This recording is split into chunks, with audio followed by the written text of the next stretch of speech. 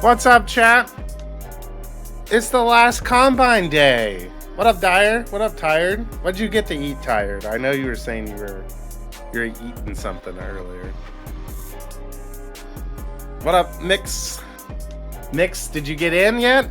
You gonna get your final game in to qualify?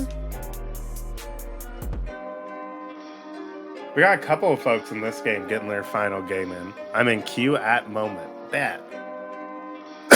I'm interested to see how many people end up playing today.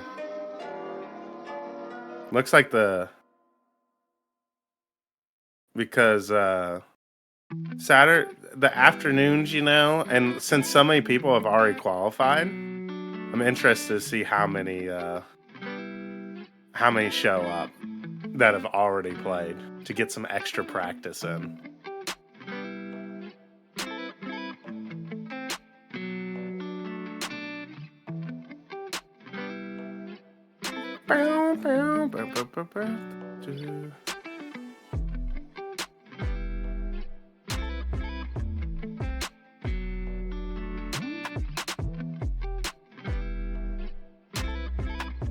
Boo boo boo boo boo doo doo doo doo doo. We have our first combine already popped though.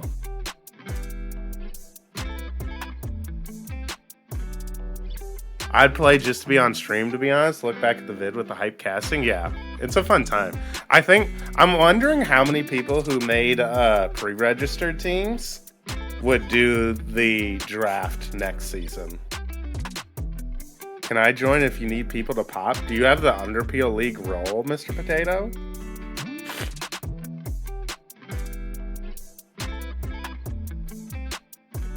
I'm R. Looks like we're gonna be loading into our first match of Split in a little bit. Why do you always dodge my cues? Overheated, I have multiple clipped moments of you in the montage I'm having made by one of our editors of Overheated clips from the stream. So obviously I haven't dodged you, Overheated.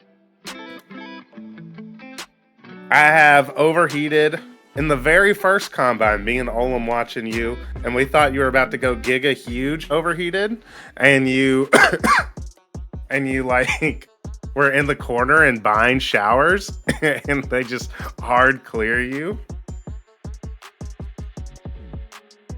If you put whiffs in, I will peel your pair. I know Beetle Hands' whiff is in there. I don't know if your whiff from A main is in there or not. But the bind one is the from what I've seen of the cut so far, that's how it's ending. It's the only thing that he's including the cast of. It's you sitting in the corner. And we'd be like, well, he did get cleared. What's up, Zach? Underpeel time. What's up, Shirley? What's up, Bass Drop? It's Potato the Chinese. Let's go. We are into Split here for our first matchup. Let's see. Who are the people who are qualifying? Ultra, Villager, Caden, Break, I know, are all going to be qualifying now after this. Lane and Inturtus are both captains, I believe, playing together. We got classic draftee Chase and the Nutbuster, not on the Brimstone chat.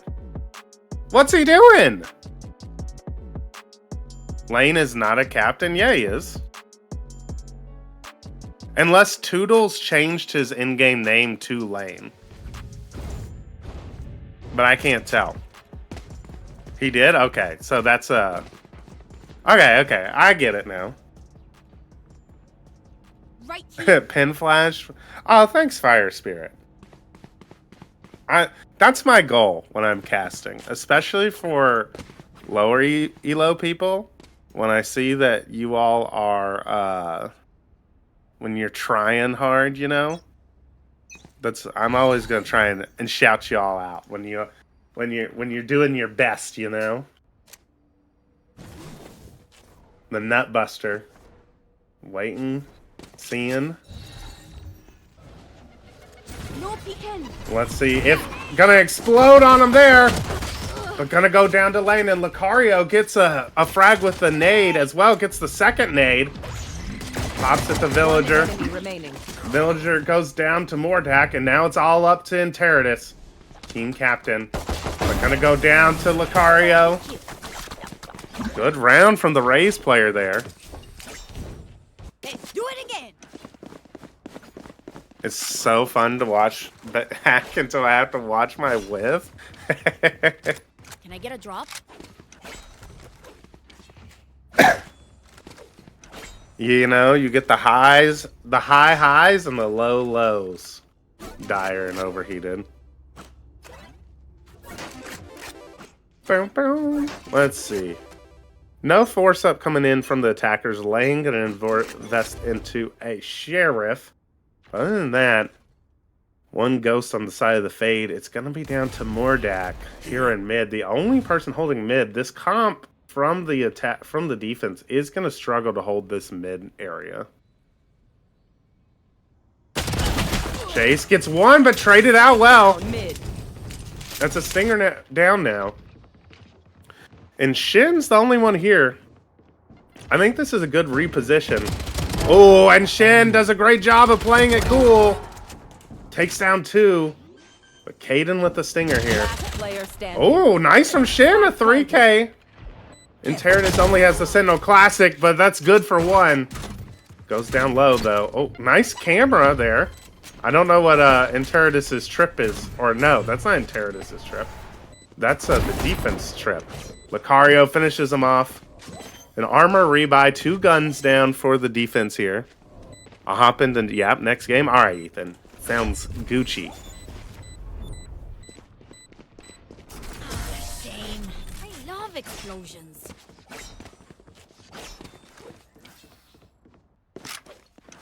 And so, a Guardian carried over. Bulldog, 3 orbs off of the Raze ult for the defense. On the attacker side, 1 off of a Cypher ult. So not hugely impactful for the attackers. Attackers looking like they're just going to hit the A bomb site here. An A rush being called here. Tell me you're old without telling me you're old. Sounds Gucci. That's not... Like, tell me you're a fucking Gen Alpha baby if you think Gucci is like the fucking old thing to say. Like, I get that it's not what like literal 15-year-olds use right now, but it's not exactly a boomer saying. I'm not out here saying groovy, man. Wicked, dog. Oh, nice shots coming out from Enteritus and Ultra. Last player standing. Nut Buster, not able to bust this time. And now it's down to Chase, the last one standing. Ultra takes him down. Only 2 guns lost. Gucci is not on fleek, man. I feel like on fleek's not in vogue right now either. Whoa, EU time slot Underpeel? Exactly, Dunkel. But Dunkel, get hyped because this is when the top 8 playoffs are going to happen every week. Yo, Ambrosial Witch, thanks for the resubscription to the Knowers Club. Let's go. Yeah, I feel like On Fleek is a mid-2010s thing. Or maybe a late 2010s thing. But it's definitely not, that's not a saying anymore. I can't even, let me try and think of what are some of the things my students say. See, I feel like my students are too young to like have current slang. Like they just kind of like fucking say shit. Lucario gets an opening pick and B main, but it's like not coherent. Slay. The other thing is chat, my the ethnic demographic of my students, I don't believe correlates much with chat, if I'm gonna put it that way. So I can believe like white 15-year-olds or 12-year-olds might be saying slay, but I don't think my kiddos are saying slay queen. 30 Oh my seconds left. god.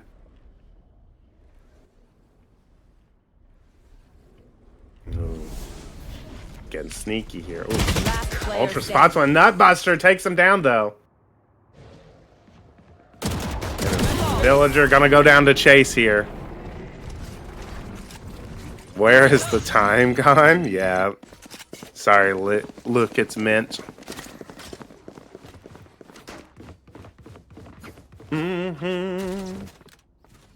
Oh, we forgot to do our clear comms round. Whoops. And they're gonna fuck up their money here. Oh, let's do it now because they're basically full buying. Let's listen into the attackers' comms for their clear comms round of the half. Can you smoke vents? We're gonna walk up now. I went to raise and fade to stay grudge. Okay. They'll probably smoke us soon. I'll hold your mail or your vents. Sorry. Your mail. Here. Outside. Omen. You wait, back up. Come on, right side. Gecko. Breeze on B Gecko side. vent. Down mid. Got them all about it.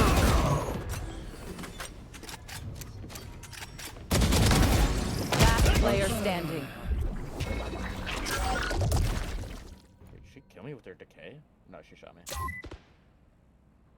Fucked in the corner.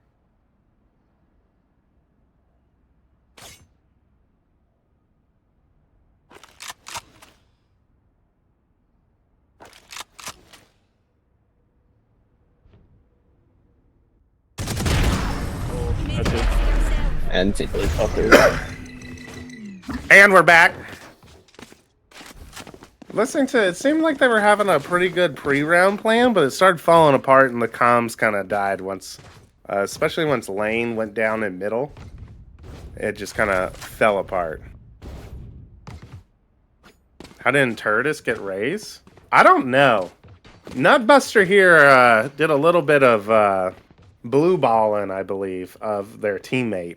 Just completely baited the raise. I wonder if they were wondering if both... The only justification for it, really, would be that you believe the fade is also with Cypher in mid.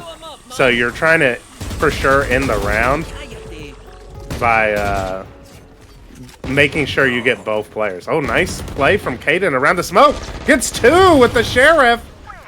One enemy remaining. Oh my god, Caden, break! Breaking all the rules here. And now it's just Nutbuster. Thrifty round. Have one of these. Oh, Cam spotted and Ultra finishes off a thrifty round. Off the back of the Sheriff 3K from Caden in heaven. Like, Chase gets a great pick here, using the Cypher setup. But such good, like, movement and playing around the smoke from Caden. One enemy remaining. Just able to take out all three players in A heaven with a Sheriff to start is impressive there.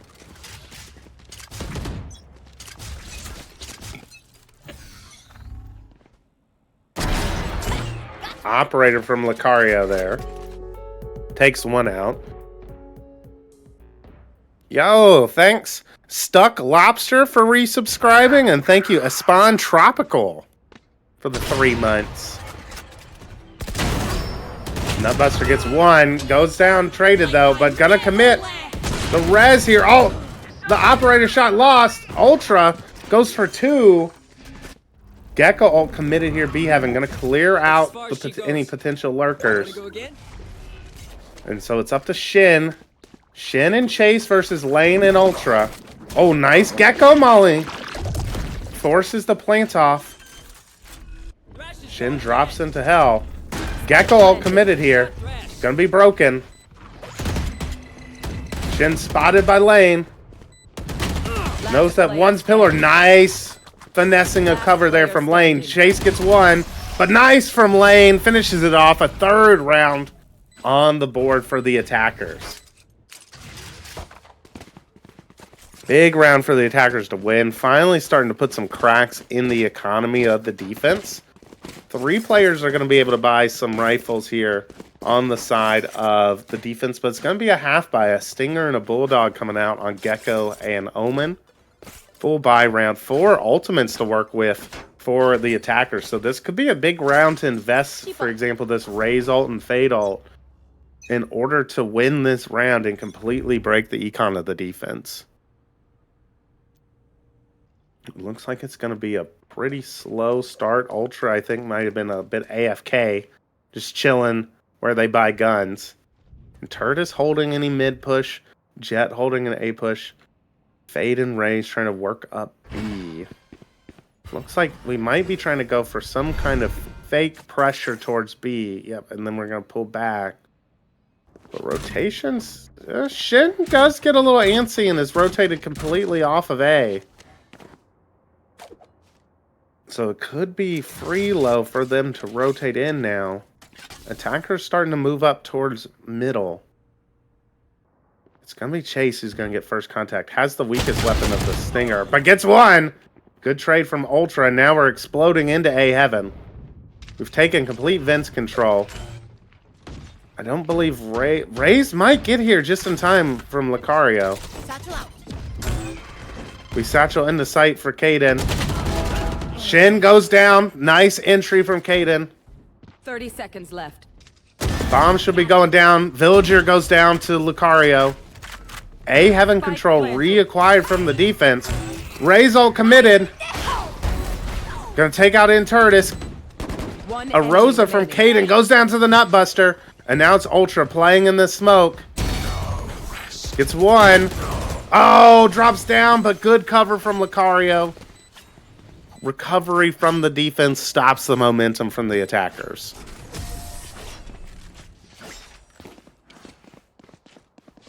And now should be a full gun round coming into this 9th round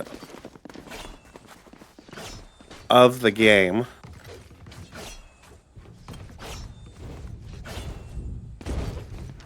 Potentially not. Villager on the attack, not going to be able to buy up a rifle. You would like to see the Jet here throw this rifle over to Villager and play with the Jet knives. They do have that ultimate, but it doesn't look like the comm's going to be coming out here to do that. Light armor for the Omen of the defense. Get out of my way. It looks like the attackers completely Face your fear. hitting the B site. But Lucario gets an incredible opening pick immediately. Is playing an off angle and satcheling away. Strike down B. Ultra with the tappity tap taps. Gets 2 on site. But Lucario's still here doing damage.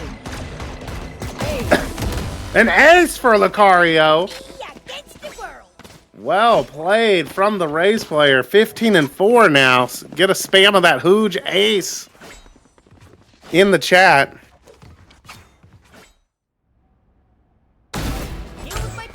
This instantly kills Kaden there, who is not aware of the potential. Lucario then spams down 2, uses the classic to finish him off. The Gentlemate's classic is an interesting decision there from Lucario, but you know, if it gets you an ace, it gets you an ace. Here. Mordak in trouble, gonna swing back. Nutbuster gonna get 1, but trade it out. The spam coming out. Kaden now gonna have to push forward. Oh, nice finessing a cover, trying to peek. Oh, nice flash from the Omen. That's good teamwork from Ultra, and able to trade Lucario as well, but Lucario did great to get 2 before going down in heaven. Spike planted. Cover going Spike planted for Ultra, now gonna TP up.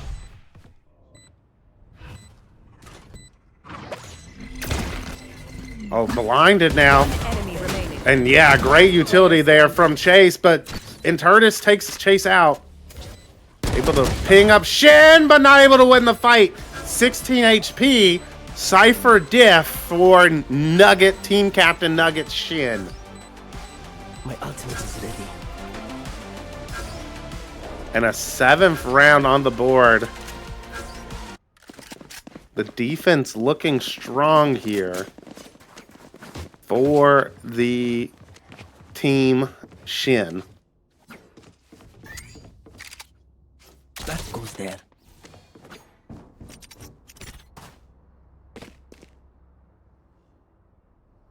Yes, this should do. This goes here. Oh, this is a nice spot.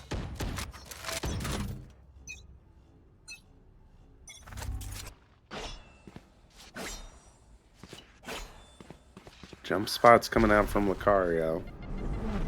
Oh, nice. Omen flash. Caden takes the space. But Chase swings through, gets two, trying to pressure. Nice TP from Ultra up top. Good shots coming out, but good trade from Mordak. And now it's just Inturtus holding the lurk. Able to land the kill on Shin. But Bomb is down in the middle and Mordak's holding it. And Villager, the lone low elo warrior in this game, gonna have to make a play. Gonna have to outduel. Good decision to wait for Inturtus. They should have a 2v1 now. And this Fade Prowler is gonna spot Mordak, who's gonna have to give up the space. I have retrieved this one.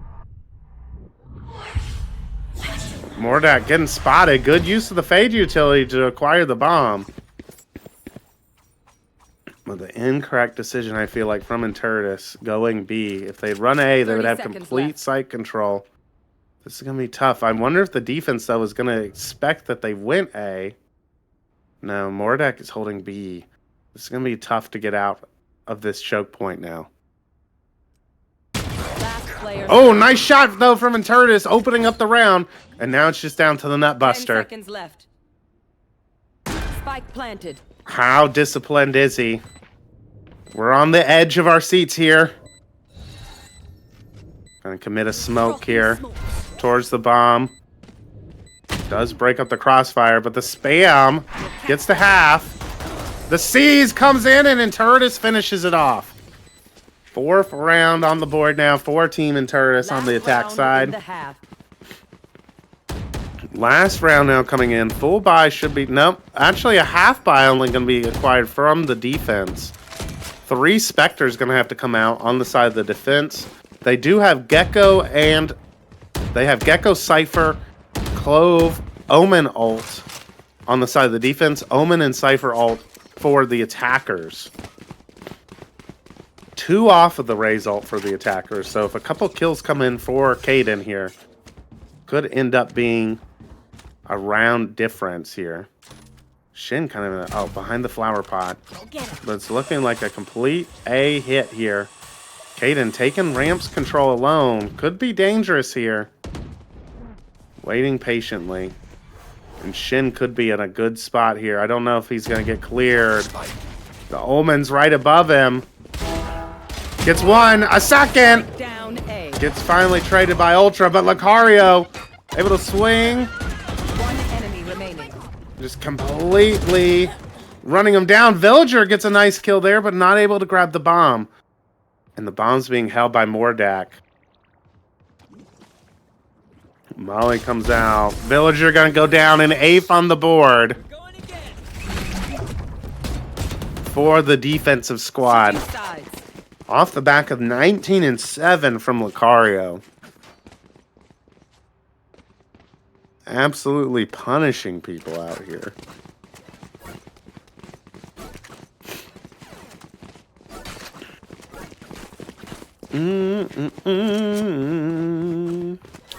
Yeah, not looking like a Diamond 1 right now, Lucario is.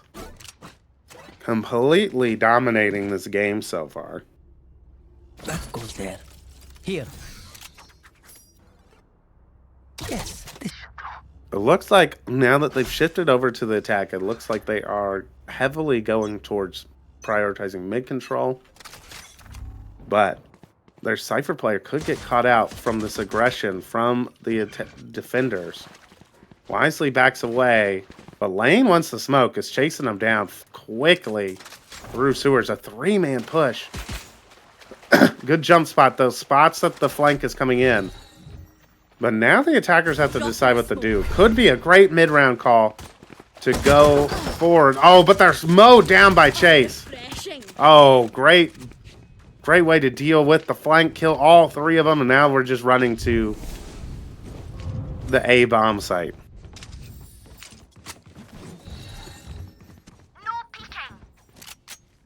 Gonna be able to get this plant down here.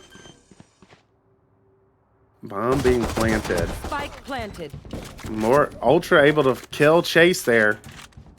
But they're gonna be noted. Position noted by Lucario. But not able to hit the shots. Ultra able to hit them, but Shin, it's a nice trade. And now in Terradus, 20 HP, 1v3 on the pistol. Team kind of needs this pistol to be able to make this a competitive game as well. But I don't know if it's going to be possible this time. Shin swings, but nice shot from Enteradus. Completely read the swing from the Cypher. The time's starting to tick too low. Bombs planted for heaven, and Nutbuster explodes onto the scene. Takes out Enteradus. A pistol round win for the attackers here. And unfortunately, the team that finds themselves down 5 rounds is on the defense. It's tough to force up when you're playing defense because you don't get that extra spike plant money. So just classics. One sheriff on the side of lane here. A judge invested for Lucario. Let's see if they go for the quick double satchel play into B. You don't typically... Yeah, good shout, just tired. Grenade. And a nade backside. Satcheling in. Single satchel to pillar. Oh, and because of the no shields, able to take out one backside. Mordak able to cover once the judge kind of ran out of ammo. Let's see how disciplined these players are in the post plan. If you want to try and save over as many of these guns into the next round as possible. And they have a really good setup here. Caden's going to go down. Oh, and Turret is able to get one. But a team ace. Off the side of Team Shin. A 20 bomb now for Lucario after that round.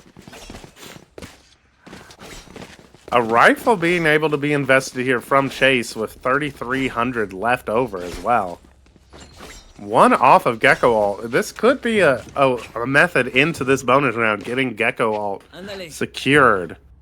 And then using it to execute onto a site potentially.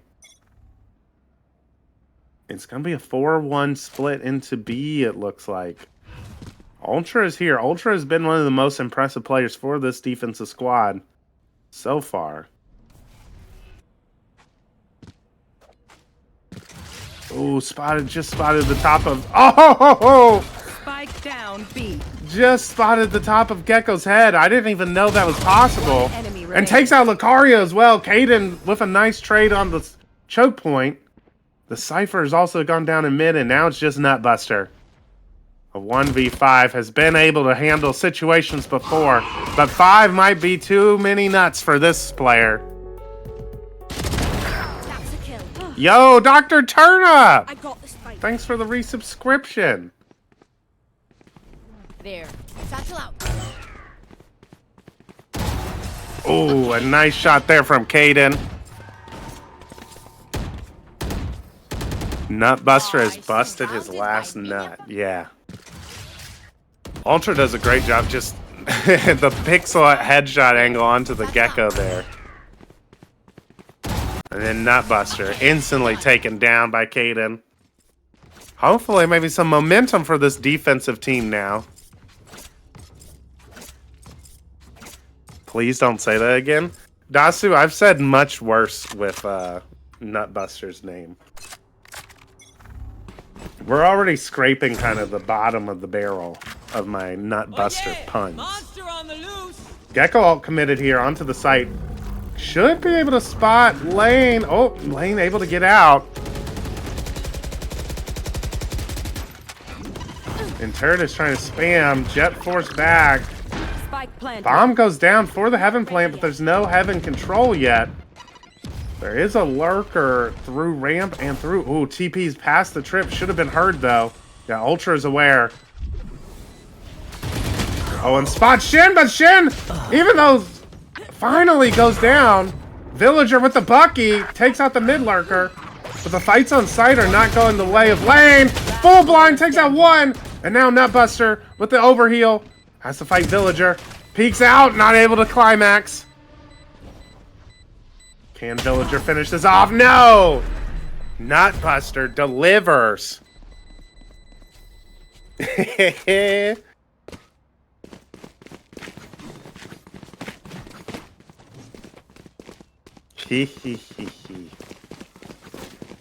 A round win for the attackers there does give the Clove their ultimate ability as well as a tool to entry onto site. One off of Ray's ult for the defense. Cypher ult and Omen ult also online for the defense.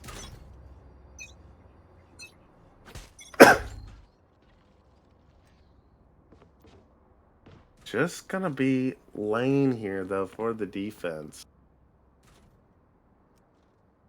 Let me hold in an off angle here in A main. Gonna get first contact. It's gonna be no smoke. Oh, nice shot there from Lane. My turn. But that is the Clove. Oh, Lane gets another. But not able to fully capitalize off of it. Lane starting to warm up here. Finally goes down to Shin. Cage trigger. The nade comes in, but misses Shin in hell. Peeks out. Finally traded by Kaden. Last player standing. Ultra takes down Chase. A round on the board for the defense here. Helps stabilize the defensive economy. Is going to force the attackers down onto an eco.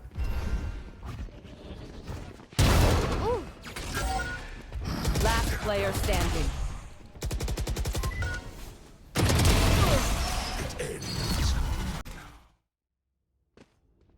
As we going into this round, Eco coming in for the attackers. Only a Cypher ult online for them. Ray's ult online for the defense. One off of Jet Knives.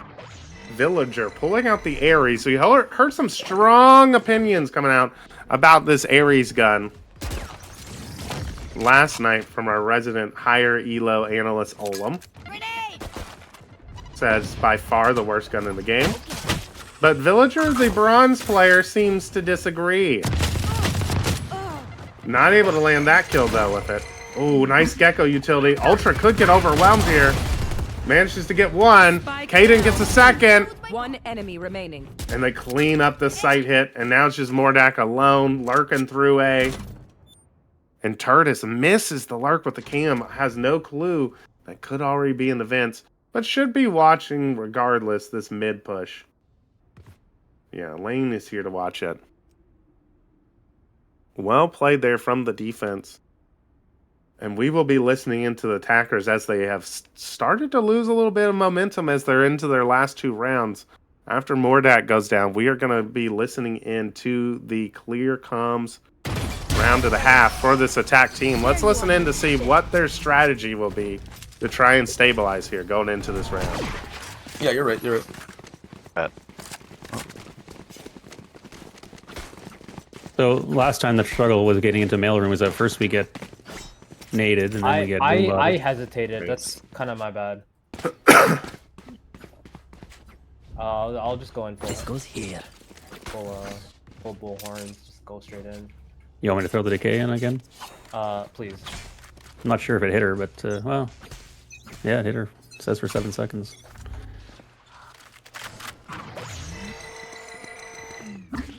Pushing A. There it is.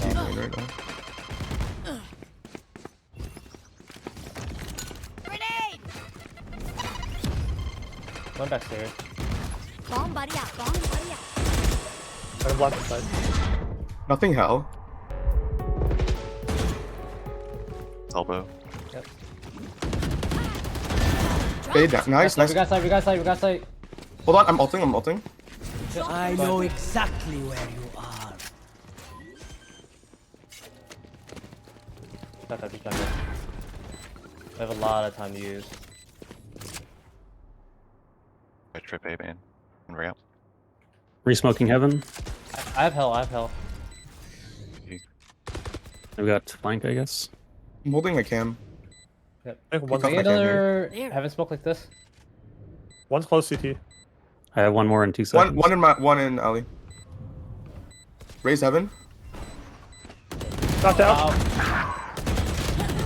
No way. This fucking lane, man. Last So player good. standing. Wow. Nice try. Wow, and good comms coming out led to a really good execute onto the B site. But the defensive team with an incredible retake there. I thought the crossfires were decent too, of players playing on pillar, holding the hell drop. Chase was in a good little position for the CT players, but great patience from the defense. None of them tried to go out on their own. They all went together and completely overwhelmed the post plant players. What's up, Jimbo Rat?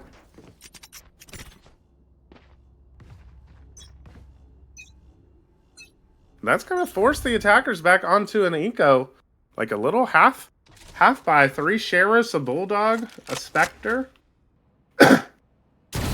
They do have ultimates though, and this is where it gets dangerous. Leaving Villager alone. Great job from Villager to completely back away. Just give up the site because of the Raze ult. What? He ulted. He got scared and ulted Nutbuster. Now that's a little premature, chat. Kaden gets one. Use this movement to get out. Nutbuster gets one, but Lane is just clearing everyone up. And Shin is not even out on site yet. Hit by the Fatal. Forced back into B main. The bomb down on site. And the pop and swing from Intertus gets taken care of by Shen. But Villager with a nice headshot there to finish off the round. 11-9. The defense starting to get a bit of a comeback here. Some momentum into this game. Yeah, Intertus says the ego swing didn't work. 2 off of Gecko ult for the attackers as they go into this big buy round. 1 off of Clove ult. They do have the Omen ult on Mordak. Omen ult also online for the defense from Ultra. Lane starting to wake up. Had a really tough first half. Lane did. Was like 5-12 or something like that. Maybe 5-11 in the first half. Now 15-14. Has really started to make their presence known. Great flash from Chase there. And oh, nice swing from Lucario. But Kaden evens the numbers up in mid. Lucario gets both Heaven players. But now we're in a tough spot a little bit. We're sending the bomb to get planted. Heaven Lane, like I said, waking up. Great use of the jet smoke to deny the plant. One enemy remaining. Oh, Villager, good trade on the Raze. And Mordak goes down the lane. 11-10. Yeah, chat is open during the Underpeel, Minty. Because, for example, Minty, you're an Underpeel IGL ARC. We need you to be able to chat as well, since you're an Underpeel fan.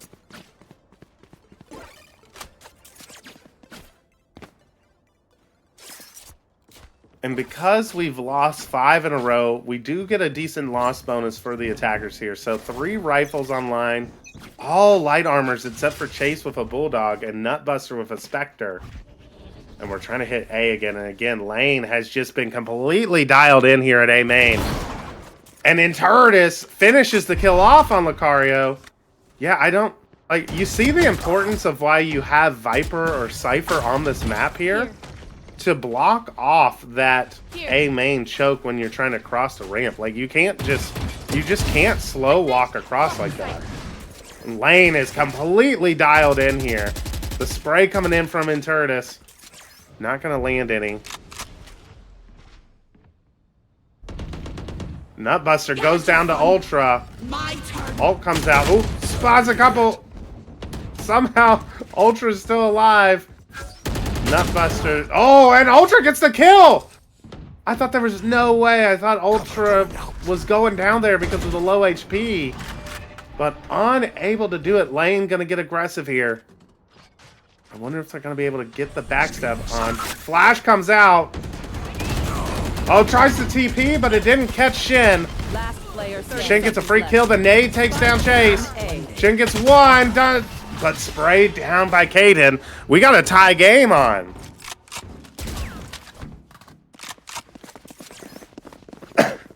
A tie game. Who would have thought? Down 10? Down 10-4 at one point in this match. The defense have pushed their way back to tie it up. A slobber knocker on our hands here, Shirley. And let's see here. Again, another half by the economy is just completely shattered for these attackers. They're having to force buy almost every round, and it's just continuing to keep the momentum rolling for this defensive side. But I like taking this mid control. Again, this composition from the defensive team is not super strong at holding mid. Have to use a raise here and an omen. Shin gets an opening pick in B main against Villager as well. Smoke misses a little bit as well. Whoa. Omen's playing peekaboo there in mid. And the rotations have been pulled to B, so Nutbuster and Lucario should be able to completely entry for free onto... This is a crazy peek from Ultra. And good discipline from Mordak and Chase in mid. Hayden here to back up Ultra and for them to be able to get away. I know exactly. Oh, and Lane takes out Shin, who was trying to get the Cypher ult off. Evens the numbers back up. Mordak spotted. Goes down to Caden. Bomb getting planted on A, though. But the defense, once again, with a number advantage. Lucario looking to try and even up the numbers. Catch maybe Lane off guard here. Should be able to. But Lane's too dialed right now. And Caden uses the ult, takes out Nutbuster. And now it's just 5 HP and a Gecko Dizzy. And it's gonna not be enough. Map point now for the defense. Match point.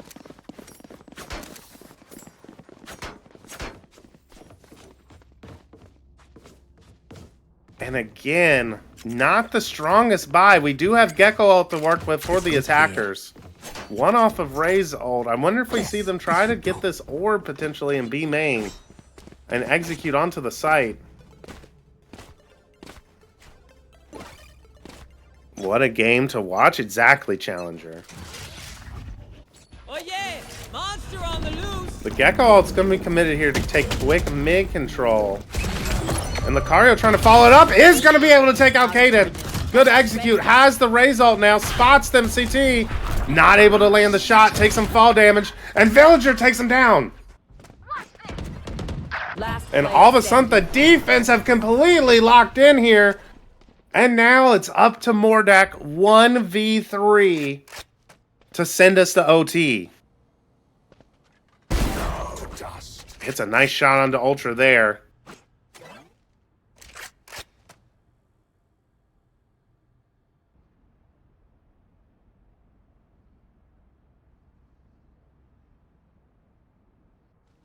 $50 seconds to work with. Cover going out. But unsure is not, should just head to A here. But is unsure, is trying to cut noise, but the longer there's no plant on A, the more that Lane and Villager can kind of just comfortably sit here in B, knowing 30 seconds left. that there's going to be enough time. Like, that time is going to run low at some point. Mordak heading to A. Should be able to get this plant down for free. Doesn't know how much map space he's been given here by these defenders. But again, I think it's the right call here to play together, Villager and Lane. Spike planted. Spike planted for Heaven. Let's see how aggressive does Mordak get. Heaven now smoked off. It's going to tuck into Hell. Oh, but is repositioning now. Going towards ramp. Spotted the Fade Prowler. Shadows traveling. The retakers are already towards the site. Gonna tap the bomb here. No one sticking the defuse now. Now Villager is. One enemy remaining. Able to take out Lane. And Villager wasn't able to get it to half. Bait Haunt comes out, doesn't spot him. The blind comes out. Villager not hit by it. Villager hits it, but not enough time. We're going OT. What a clutch from Mordak. Switching sides. Overtime. Mordak coming out the final hour after 7 rounds won in a row by Team Enteritus. Mordak clutches it up 1v3.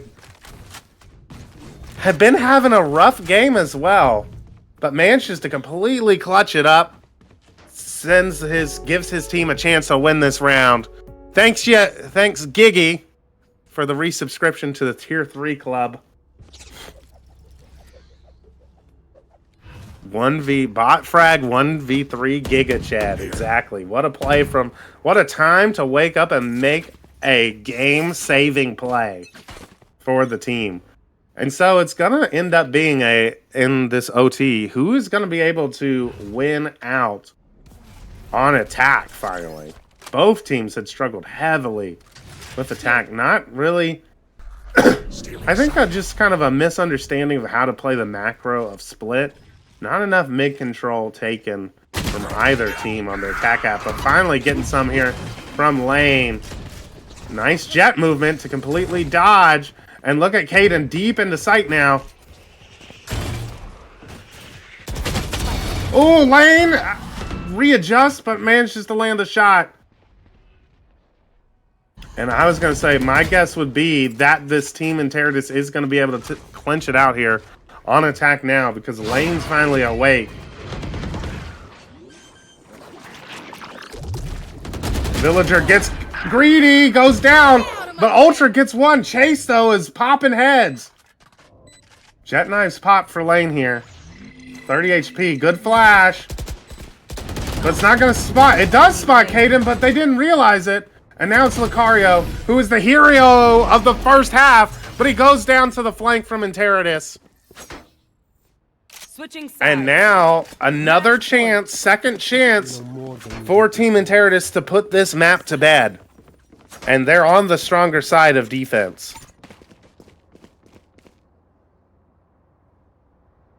That goes there. Enteritus going to be setting up on the A site with the Cypher utility, but it looks like we're going for mid pressure or a B split. 4 players, though, coming here to deal with this for the defense. Gecko Flash comes out. Get it.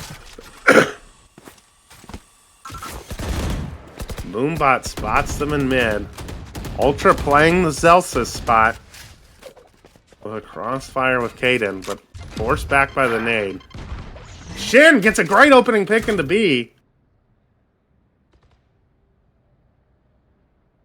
And it puts a camera on site, trying to see if anyone peeks out.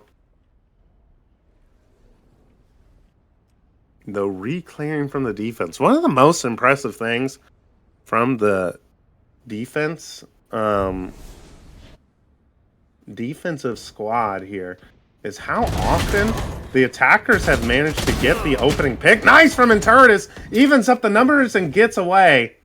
And Caden's now in a nice spot for the rest of these mid players. Ooh, the timing. Oh, the miss on the shot from Caden. Has to back up. And Chase now wisely taking the space. Knows there's a player hell. Oh, enemy remaining. Nice shots from Chase and Shin. 30 seconds left. And that's going to open the round up, and it's now up to Enteritus. Yeah, JG, if you don't mind waiting, that would be dope because I can hop in and ensure that it's 10 different players than the ones we watched here. It'd be appreciated. I believe Nutbuster gonna finish it out. Both teams able to win an attack round here, sending us to double OT. Switching sides. Overtime. Great job from Chase there, making the round-winning play of put right after the Raze utility came out, pushing into B Heaven and taking the good timing. Double OT time here for our first combine of the final day of combines before we have our official draft pool and make draft teams in the Underpeel draft, which will be Friday, April 26th, starting at 8 p.m. EST. Check that in the events tab, chat. And make sure you mark it down so you don't miss any of the live show as these players get their teams. Nice nade. Did Mordek forget to buy shields? Because I don't think that nade could have done that much damage to completely get rid of all of their shields. Lucario goes down in middle. And the mid control immediately being taken by the attackers. The angle here. Nutbuster knows there's still players in male. It's going to be down to Shin on site. Gets spotted by Ultra in a tough position. Able to reposition, though. Lane gets one in male. Gets one. Oh, nice there from Ultra. Good Oben entering onto site, but he's planting in the... Oh, no. Thank God he's not planting in the open. 2v3 retake here for Chase and Nutbuster. Villager in an off angle here is going to be able to take down... Is able to take down the Nutbuster. Now it's up to Chase. Two players extremely low, though, but Ultra wins the fight as Chase tries to swing out of heaven. Switching sides. Match point. Match point now. Another chance for Team Enteridus. Another chance for Team Enteridus to close this map out. This is going to be their third chance after the incredible down 4-10 comeback to put us in this position. A chance for them to close it out here on the defensive half. But I think the team's chat have been stream sniping because I said they hadn't been playing the map correctly of not taking mid control. And in OT, they've all been taking mid control, and they've won every attack half or attack round. I'm just saying, once they started playing split correctly, after I said it on broadcast, both teams started winning attack rounds. Oh my God! But Lane doesn't matter; is still on site. Bomb not down. Able to commit here. Is going for it. They're trying to end the map, and they do. What a hold on site from Lane. GG's, the comeback completed here. Defenders win. From Team Enteridus. What a slobber knocker of a game to start us off today. I'm going to welcome... Yeah, Ethan on the desk. Yeah, a great game to watch. I was concerned because at the beginning it was just the Lucario show. They had like 20 and 8 in the first half or something, and were just demolishing. But we once again see that, like, for example, in these combines, right? You see over and over again that these diamond players, right? Or like our high plats can be capable of these high highs, right? They just dominate a game basically. But they can't sustain it for the full game. Like they'll have an incredible half basically. And then they'll cool off, right? But a fucking awesome game to watch there. Yeah, what's up, Lane? I don't know that the plats are going to be able to dominate this next lobby. No, we got a high elo lobby coming out here. Let's see. Let me count them up. 1, 2, 3 Immortal Plus players in this one. So we are going to be loading in. We're going right into the next one, chat. Going into Ascent. Going to be watching JG finally qualify for the draft pool. Going to be a draft captain as our highest Pilo captain. We'll be having the final pick of the first round next Friday, but also the first pick of the second round. I think that's going to be really interesting, is those players who are on kind of the ends. Yeah, the snake pick is sneakily really good. Yeah, because you can just guarantee that you get basically 2 players that you want once it's finally your turn, basically. So we're loading into Sim. We're seeing the picks coming out. Basically, I like that the game auto-balanced it by putting Teku and Hayden, who are both Immortal players, on one side, and JG, who's Radiant Peak, on the other.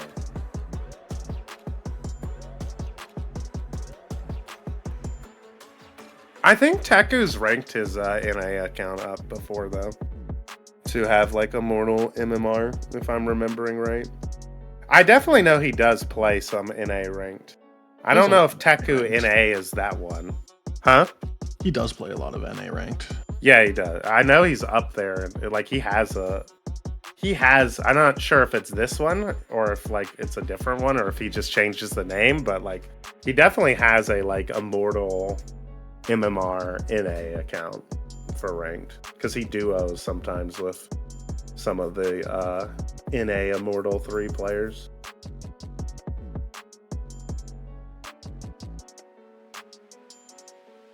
Teku, the prodigy son of Pinflash. It's true. Yeah, Teku's insane. I've said it before. I don't want to give my son too much of an ego, but Teku, out of all the like tier 3 players, is probably the one I would say probably has the best like gunfight mechanics. Because it's insane to me, like, that he plays on 80, 120 ping consistently and like still is like the same, like converting 50s against the other Immortal players, like at the same amount. I forgot to run the stream. What do you mean run the stream? What are you talking about, Enteritus? I'd say Teku honestly might fight better than some of the Radiants here.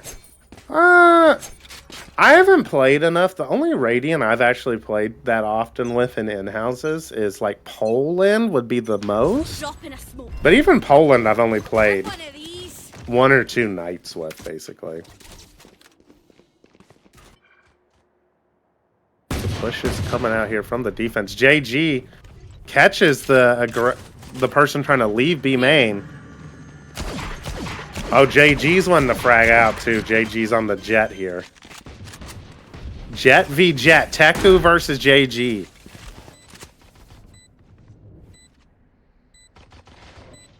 Yeah, I've played a lot with JG, and one of the strats we used when I played with him, we called it JG Go Kill. Yeah. Classic. On Fracture, he would play Chamber, and he would hold for all 4 orbs for him to get. That's insane. Just farm as many orbs as he could, and take some fights and die and just absolutely pop off. So, unfortunately for the attackers right now, if JG's warm and is heated up, it's going to be a tough spot for them. Yeah. Here. Was that a part of the infamous unrated stack? Yes, we just talked about before. We hard comp 5 stack unrated games. I believe I didn't play in all of them, but I believe our ending record was 25-0. That's pretty impressive unrated gameplay there. But I guess if you're getting a Radiant level player 4 chamber orbs every round, you're probably going to be demolishing the people who are like, hey, you want to come play? No, it's not exactly big brain, but it is... I mean, the attackers are getting sight with 4 right here on their eco. Yeah, I mean, they've overwhelmed through mid. Able to get this plant down. Not the best plant, they're all playing Insight, so hopefully no one decides to overheat. Yeah, I mean, you can't really, or you shouldn't at least. Oh, Teku versus JG. Exo Jinx pops up. Goes down. Oh, actually, getting traded out. Lucky gets 2. And the defense is getting it up. Yeah, the gun advantage just too strong there. Lucky had great timing coming down the stairs while everyone was focused on lane there to get a couple of big kills that made it where they can just overwhelm. JG tosses the Bulldog to another player for the bonus. Going to be rocking the Sheriff here. And we see that Radiant level econ management here, Ethan. JG's going Sheriff on the bonus with 5k. So JG's going to have like JG's going for 8k. Yeah. JG's buying 8k it up. going into round 4. The attack, though, going to be waiting for this drone to come out. Oh, and JG's tucked into wine here. Do they clear it? I don't think they are. Gets one. He gets one. Oh, nice crossfire there. And all of a sudden, 2 sheriffs are going to be winning this bonus here. Exo Jinx able to trade it out, but unfortunately, yep. Wow. What a nice little crossfire there from Drasic on site A and JG in wine to completely demolish all of the A main players there. Yeah, I mean, when you can get into wine and actually play off your team like that, it becomes really powerful. Otherwise, when you see sort of one person sneak into wine and just sort of hold A, they get one and then they get traded out. But because JG had his team there. Are they asleep? Yeah, they just did a great job of ping-ponging basically off of each other. And GG called, I need you to break this dart. His teammate breaks the dart a little bit. Oh, we whiffed the shot though, and all of a sudden, we get punished for it. They have 3 kills, 1 to A, 2 in mid. They should know that A is open right now, but unfortunately this Cypher Oh, the bomb! Running with the bomb up to market. He lives though. Zodiac Griller wants to lurk and is desperately trying to give the bomb to someone else. I think finally just told, no, just come come I can't see the Cypher's name. That's Zodiac Griller. Yeah, that's Zodiac Griller. Yeah, that's a bug that happens sometimes when you're observing. Spike planted. Is like just the name will be the agent name for no reason. There's no real. The defenders have recovered the op, and I think they probably don't try and retake. We'll see. Yeah, it looks like they're backing up here. Carpet here is close though. B. Yeah, they're taking a long time to actually. Now the defender. Oh my god! Yep. Lucky gets Lucky 2 gets though. 2 and gets but traded out. Goes down to Hayden. Yeah, I think they needed to just go into B main or something and just hide. I think the second they get spotted, the attackers have 4 or 5 alive and they can just fight them. Yeah, that's just kind of the inexperience, I think, of not recognizing like how to play the like what the purpose of you getting the op should be, right? Like I think like too often, like some people when they're trying to like save are also like, but it'd be cool if I got some kills, right? And it's like you shouldn't worry too much about that. Happy birthday, Colt! Everyone say happy birthday to Colt in the chat. JG, yeah, I wanted to observe JG because I could see he was getting aggressive with these knives. But actually isn't able to spot the heads of anyone. Take him out. Gonna have to back off here. Yeah, We're gonna be still seeing a lot of information for his team. Oh, both Jets, actually. We might end up getting an anime battle here. Wise decision, though, from the attackers. If they've made a lot of noise towards B, and now they're just resetting because of the aggression from they noticed at A. Ooh, here we go. Who's going to win? JG or Teku with the anime battle? Avatar The Last Airbender about to happen in mid. Oh, but Teku leaves. Doesn't want the smoke. No, I taught my son smarter than that. He's just playing it smart, playing with the team, you know? Oh, the right click comes in, but nice trade from Exo Jinx. Nope. Teku not getting anything with his knives. But yeah, but saved by Hayden, gonna be able to pick up a rifle. Oh, and Lucky takes out Carbid. I think I'm gonna take a couple rounds here soon to just watch Carbid, because I need to make a decision on their Pilo.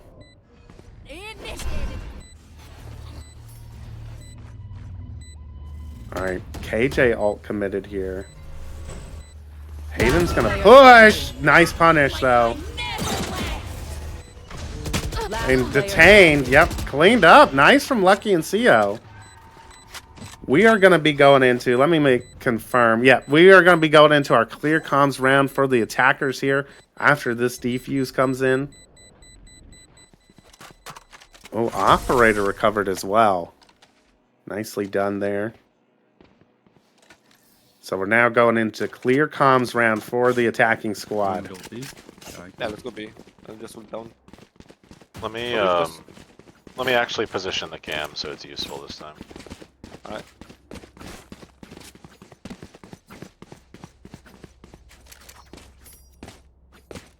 We just go fast. I can like make noise over here, maybe.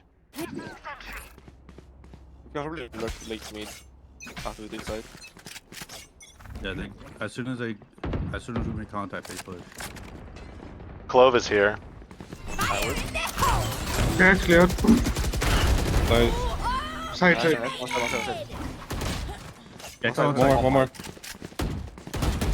One market. Enemy kill. Nice, dead. One market. Operator market. Oh, out market. I smoke in 10. Let Cypher go, let Cypher go. No hard feelings. One slip right one. side. Lane. JG switch. He's coming downstairs. Last player standing. Walked out. Okay. Like. Okay. And we're back. Good decent comms from the attacking team there. I think it helped them get onto site pretty well too. Good comm to allow the Cypher to get the kill in market as well. And then let me check the scoreboard here. Yeah, I think CO and JG just kind of killed everybody after that. Good use of the clove smokes from the retakers there to isolate Teku from the site player. I really like the Cypher players lurk up mid. I think after they got the kill on the Reyna, it would have, again, been really good to just sort of chill out and not give JG that immediate fight. Yeah, and JG was able to trade it. A presence of mind sort of thing and understanding sort of what fight your team is in sight. Because if you can just stay alive there, it makes the defenders retaking have to take so much more time and be so much more paranoid about someone coming behind them. Yeah, someone backstabbing them the entire round, yeah. Yeah, and Hooge, I think you're right that everyone gives JG a little too much respect at times. Ooh, but CO goes down there. Should be able to get punished here for the res. Doesn't actually manage to get away, though. JG and yeah, JG gets too. Yep, CO gets the necessary kill to stay alive. One enemy remaining. Aiden tried to go for the knife. Wanted more.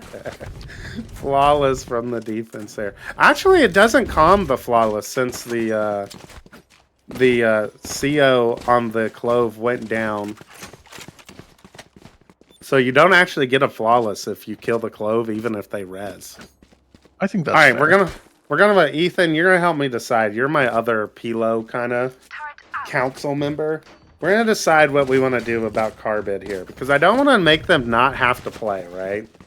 But we've been told and just watching them a couple times, they're an APAC player playing on 200, 300 ping consistently, and it's rough out here for old boy. And their rank in game is plat, and they actually technically should be a part of. Oh, he tags JG there. Getting 2 tags. Never mind, he's the GOAT. He's the GOAT. He's actually gonna be put up for the. I think we put him in Ascendant based on that play. Yeah, exactly.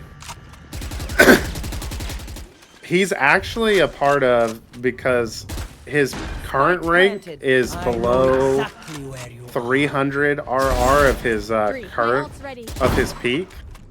So I had made a rule yesterday to adjust some people's Pilo for that. Because we've pretty consistently seen in past events that even if your current rank is off of your peak rank, even outside of Immortal, but a wide enough margin, nice shot from Zodiac Griller there. Yeah, you still end up performing closer to that peak than closer to your current rank.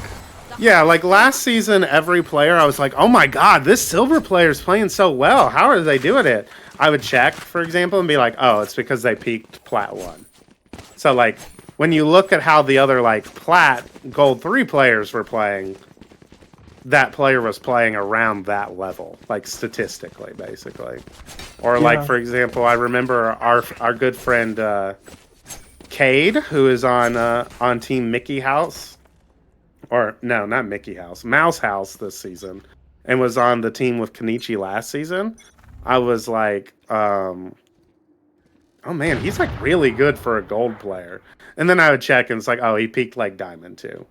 And like when you Yeah, I look, mean, he like Cade is a bit plays of a like a diamond. special case because I've seen Cade play conservative estimate 12 DMs in a row and then go spend 20 minutes in the range and then go play 12 more DMs.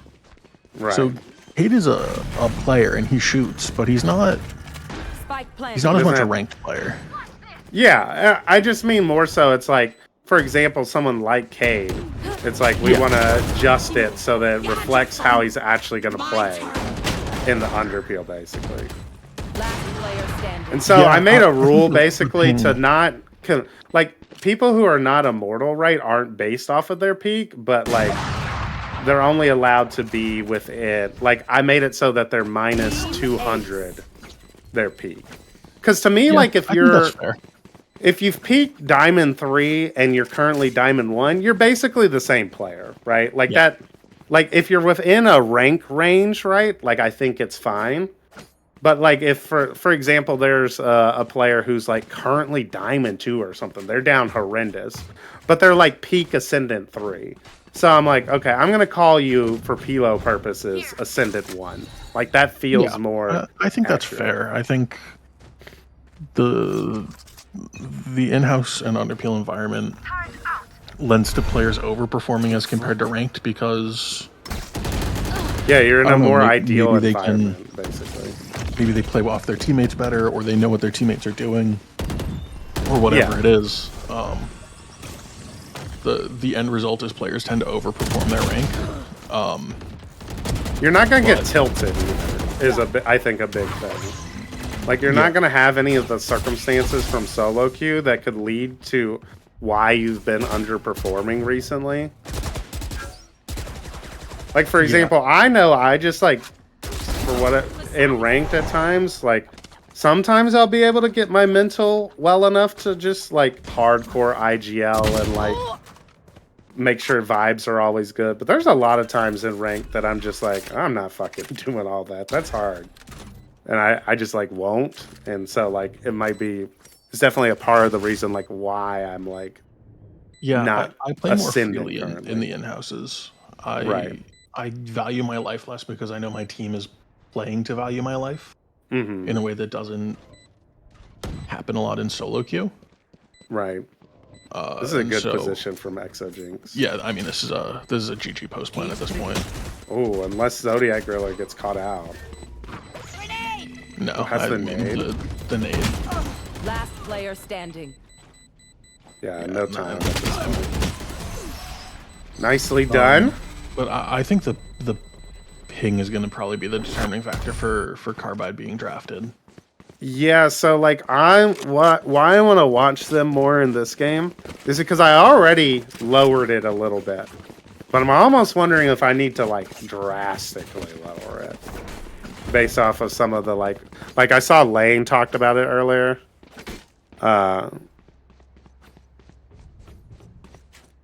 I saw Lane talk about it earlier of like it seemed like completely debilitating almost. Yeah, I remember on Icebox last night, they were playing Sage, and they kind of just had to. I mean, that's a great example. They got out of their drone and they started walking into A main after the drone got killed by someone, and they almost died for it. I think it's tough to play on that high ping consistently, and it's tough to understand what your teammates are capable of when they're on that level of ping. Yeah, I think sort of the Taku 100, the EU sort of 80 to 100 ping. Yeah, that's doable. Is doable. Like your skill level's more or less similar. You're a little nerfed, but not like crazy nerfed. Last round before the switch. 200 plus becomes challenging. Oh yeah, lane for sure. And that's why it's not that's why I'm not just saying like you are your peak rank, because I agree that you can definitely be a different rank now, basically, with like improvement in the player base and stuff. But I don't want there to be too much of like too big of a discrepancy. Like for lane, for example, for you, right? You peaked Ascendant 3, but you're currently Ascendant 1. So like to me, your Pilo being Ascendant 1 still is totally fine. Whereas like I don't believe, for example, like Lav FX, right, is currently like Plat 2 or something, but he's like peaked Diamond 3, right? I want Lav to be considered basically a Diamond player, because, for example, for Lav, for instance, I've seen him play in the Underpeel and know that he is like equivalent to a Diamond player in that scenario, basically. Back like I never left. I'm also Immortal 3 at heart. True. I don't like that Clo Vault. Yeah, that's like you're never getting away, basically. You're never getting away. Your teammates aren't in a position to trade you. It's just wasted utility.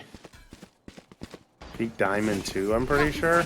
Oh, well then he's like Plat 1 then right now, or something like that.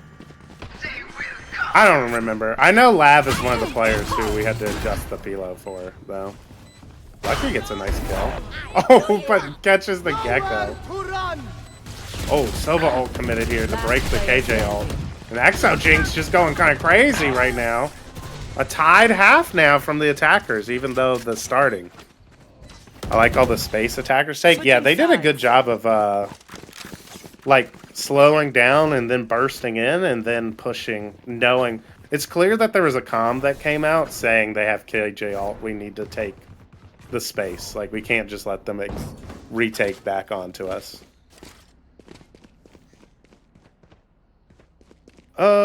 What was I gonna say? Oh, yes, continuing to watch Carbid. So we lowered him down to be like 1100 Pilo, so he got minus 200. But I'm thinking it might need to be more drastic than that. Like I might just call this one, chat, and say Carbid's gonna be considered Silver 1 or something like insanely drastic like that, just to like make it so that like nobody has to feel that bad for drafting him. Kilo of Silver 3. Oh, JG with the entry, just running up. Yeah. 3. Teku gets one. Oh, nice shot from Hayden. Teku. Yeah, 2v2. Keeping Hayden alive there. Yeah. But Splatter is low too. Goes down to Teku. Spike down A. Oh, nice shot. Good shot by Teku. Wins the pistol for the defense. Pilo of Silver 3 is... yeah, 800.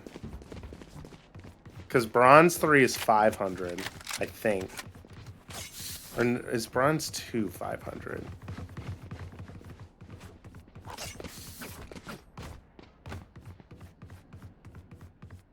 Alright, Miss Flash is off to the thrift store, chat. So that means we can be as loud as possible. Bronze 3 is 500. Okay, yeah. So Silver 3 would be 800 then. But I want to make it so Carbid can get selected and a team doesn't feel punished for having him on the team, basically. Yeah, I think that's definitely a tricky balance, but I think ultimately an elo adjustment is probably the right way to do it. I think we can see too that like Carbid could be a valuable player on a team potentially. Nice shots from Hayden. Because it's like clear that he has Sova tech. I swear to God, like most of his kills I've seen watching combines are shock dart kills, right? Yeah, I mean, so I he think has a pretty intelligent player. So I mean, for his rank. Right. So like if you recognize that he's not going to be able to shoot back at people, but could provide like decent like initiator utility, like that could be kind of kind of sneaky good. Here.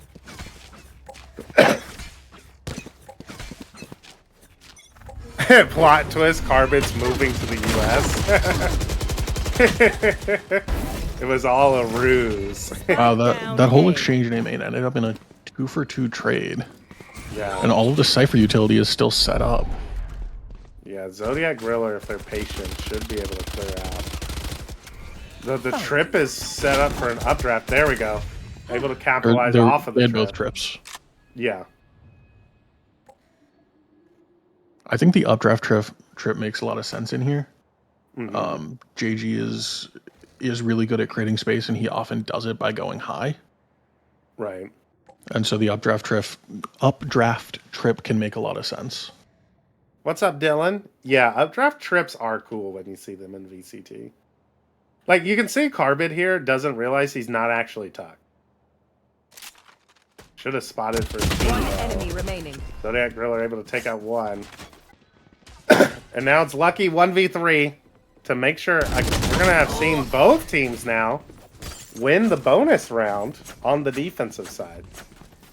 So we're literally just replaying the first half right now.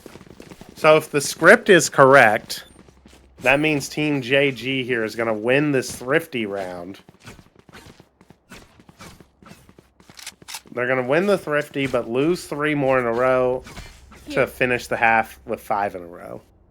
Calling it now. Calling the script. The script is scripting? Yeah, exactly. I don't know what Zodiac really trying to cook here, but I don't think I like it. Okay, I'm okay with this trip. Whatever this trip is, I'm fine with it.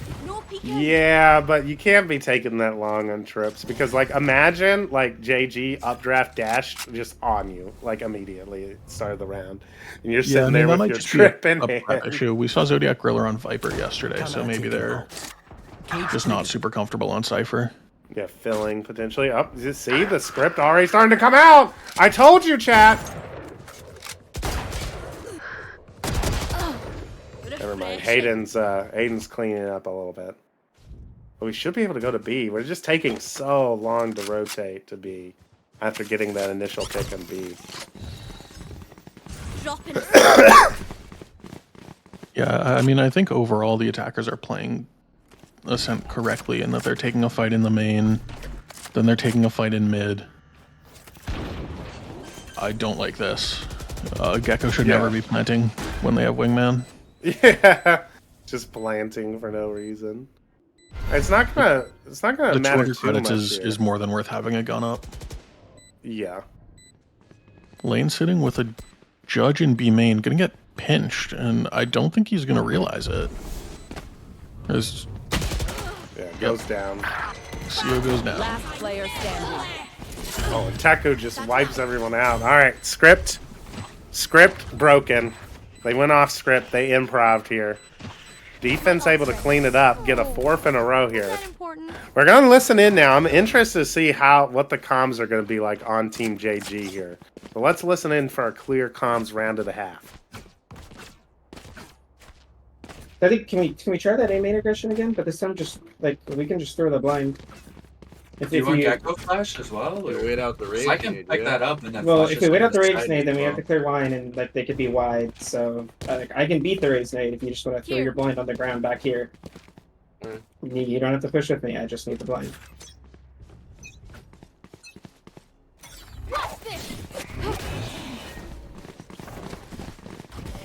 Smoking tree and rafters. Gotta break the trip. I'm dashing right. You're flashing? Cam from tree. Heaven. Out heaven, dash right. 100 heaven. Fuck heaven. Last player standing.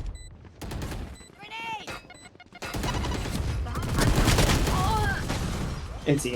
Nice try.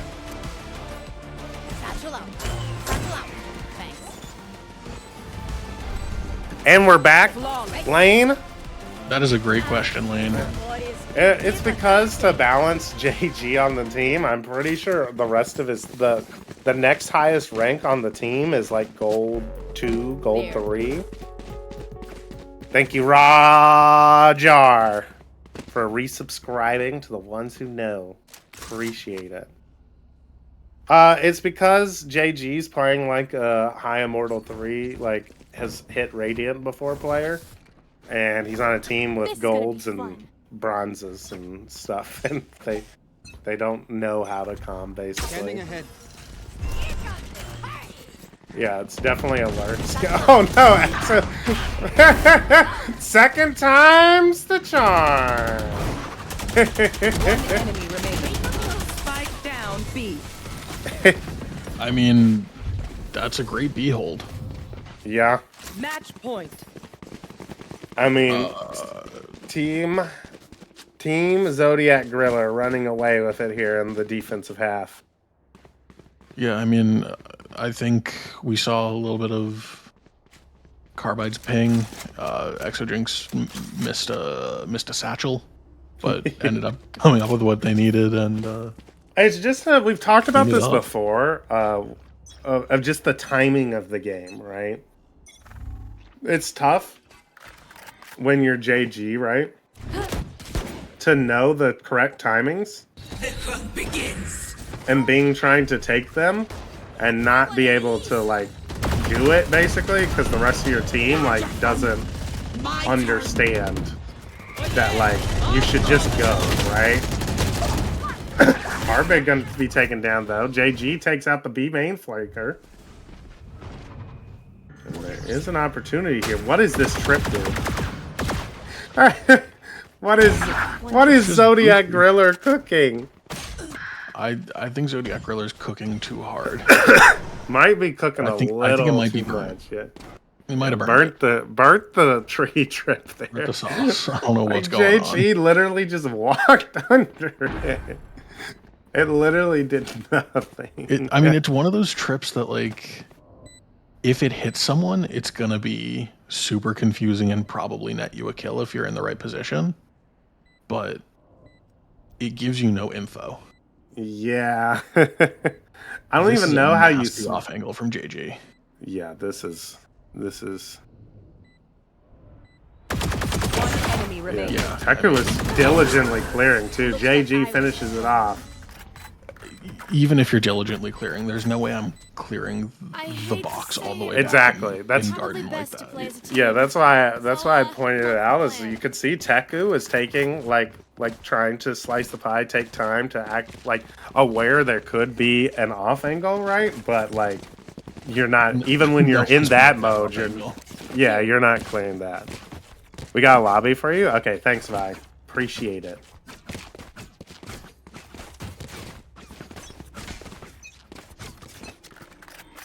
Alright, let's see. Yeah, I think you have to be like, for example, JG when he has his team, right? He's gonna have to really kind of... You have to game plan really heavily around the limitations that your team's gonna have of having like one super high elo player. Yeah, they're able to take out Teku. Gives JG's team the whole site. JG's all the way through spawn. He gets one. He's gonna stay alive, stay in. This is tough for the defenders on the retake.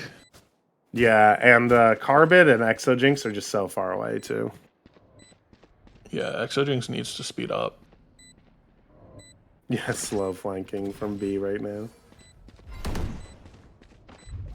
One enemy remaining. And yeah, now they know. Oh, I thought they knew. But you could see JD suspected that they were going to be B main, but didn't really believe it. Right. If you don't realize the potentials, your plans will never work. Yeah, exactly. But all the other thing is just knowing like the win conditions, right? For example, like I feel like if you're a high elo player like this, especially if you play the Jet, right? Your only strategy can be like this is what Kenichi did last year, basically. Not last year, last season. We're 5-man rushing everywhere. I'm telling you exactly what utility to throw at all moments in the round to enable me, right? And you can find like pretty good success with that. It's definitely exploitable by a mid elo team that can strategize a little better. The little bro just runs under the trips.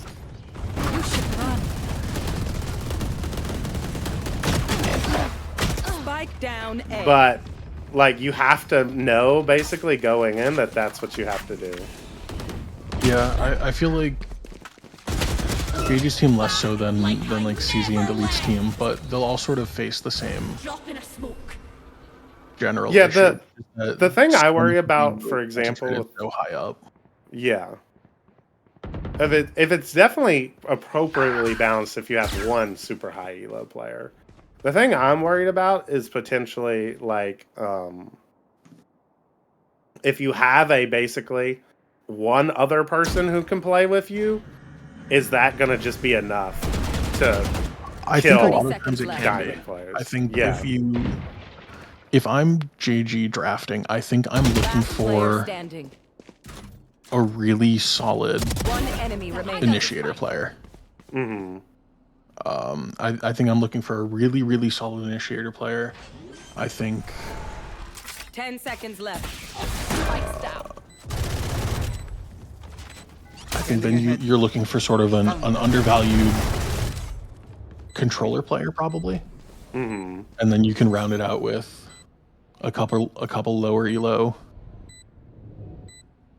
sentinel, duelist, flex, sort of whatever you need players. Defenders win. Hooge, would JG theoretically be able to draft me? Maybe. Delete and CZ's team. Yeah, that is base. Well, but delete is lower RR though. Like he's only like 400-ish RRs. I mean, CZ is JG and Delete is Hooge, elo wise. Yeah. The thing is JG has an extra 200 RR or so. So I'm trying to figure out if that makes it like you could theoretically you could. You would just have to have like irons, bronzes only. Yeah, you could definitely do it. I don't know that there are any bronze and iron players really left that can be drafted like that. There's a couple of bronze twos. Yeah, it's a lot tougher in the draft because like you would just get drafted before he could pick you, basically.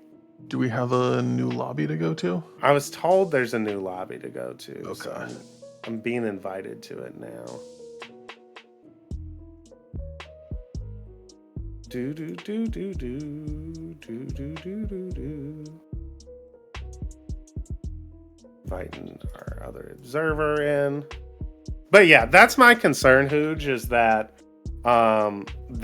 there's two teams, one with Poland and Dasu, and one with CZ and Delete. And especially since they have time to work with their bronze players to rank them up. But yeah, that's my thing, is like I don't mind it as much, Hooge, if like it requires them to really giga try hard, right? And really boost their bronze players up to be viable. That I feel like is legitimate like strategy and team building. And still gives the chance. Alright. And still gives the chance for the other teams to like also strategize and build around it. Grace is in the pool at Iron? Yes, but I think she also said she wasn't going to finish her combine, so she wouldn't be eligible. If you can get them on some defensive protocols involving shotguns, Odins, you can probably get to 6 on defense, and then attack is an insta win. Yeah, that's definitely where we saw last year with the higher elo teams, is they always were way better on attack. Isn't CZ's team called Kitten Shelter? Yeah. Yeah, that's exactly what we're talking about, Zon. Is CZ and Delete's team. And we're basically going to have to see. We're limit testing this season to see if that breaks the balance of the game or not. If we need to adjust it. If we need to adjust it to make it so that CZ and Delete can't be on the same team, even if their other 3 players are bronze, right?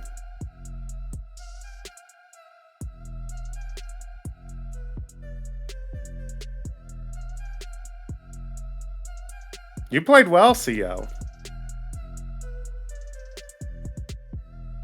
One of our silver ones just hit gold 3 last week. They're climbing. Click the white boxes for the observers. Please.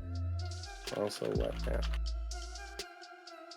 That was a nice comeback. Yeah, you all just dominated on defense, basically. Zodiac Griller, you were grilling too hard with those trips, my guy.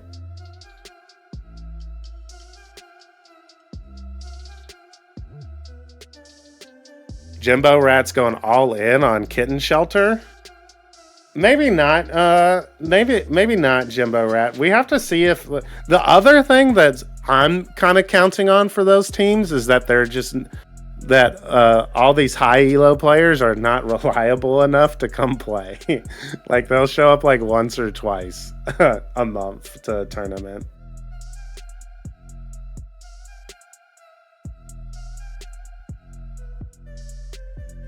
If I don't know where to put the trips, then they don't know where to expect them.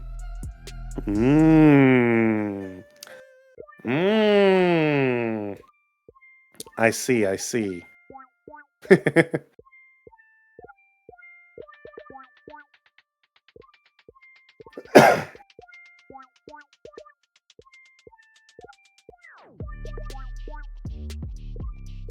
Yeah, Gigafire, I feel like sometimes you think that's the strat, but the strategy is actually the opposite of you purposely avoid the high elo players, especially on when you're on attack. You just hit the others. You just hit the other site that they're not going to be on. But the thing is, right, is like the thing is that like even when what's up, Tipsy? 18 months as a tier 1 subscriber. That's kind of crazy. The thing is if you have 2 high elo players, right? You can have one on each site. And so then it's like, okay. We are loading into Lotus here. Not Ascent. Yeah, there we go. Lotus. We're watching more of a mid-elo game here. I wonder if for the high elo teams, you do play that sort of split setup, or you just double up and know that you're going to be retaking, potentially. You're going to be retaking. I think either... my guess would be... Hopefully they're not listening. Hopefully CZ already got bored and left. But... I think the optimal strategy would be that you have like just aggro paper Rex style defensive aggression plays every round, and you basically try to catch like attacking lurkers or just catch like a stack of them off guard so that you can just aim diff players as much as possible. CZ's typing in the chat. Yo bro. Oh no. You ruined his plans. Well, you can take that strategy I just talked about. That's free coaching advice from Pep I just gave you the stratagems. Let's go with Sid. What's up, Hunter? Who are your players to watch in this lobby? All right, players to watch in this lobby. We saw Lane earlier waking up, popping off. Nam is also a big player. I think this is kind of a stacked lobby from the combine standpoint. We have Eco Healy. I'm interested to see if Eco Healy can get the same value on, for example, Omen that he does when he plays ISO. I think he's trying to prove that he's not just an ISO player. I'm seeing the attackers have double sentinel, single controller. Yeah, that's an interesting comp. Odd comp. I would have liked to see a Viper on this map. I think Viper is really, really strong. And neither team's playing the Viper because they're going double duelist, both teams. I don't mind the double duelist. I think Sky as your initiator is an interesting choice for the defenders.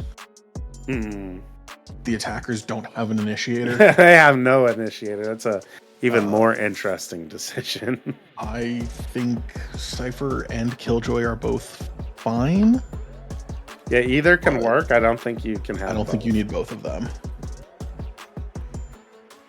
I'm gonna be interested. One of the things as we go into the draft, too, is Deadlock is broken. I agree, which is why you shouldn't pick Deadlock, because they're a broken character not worth picking.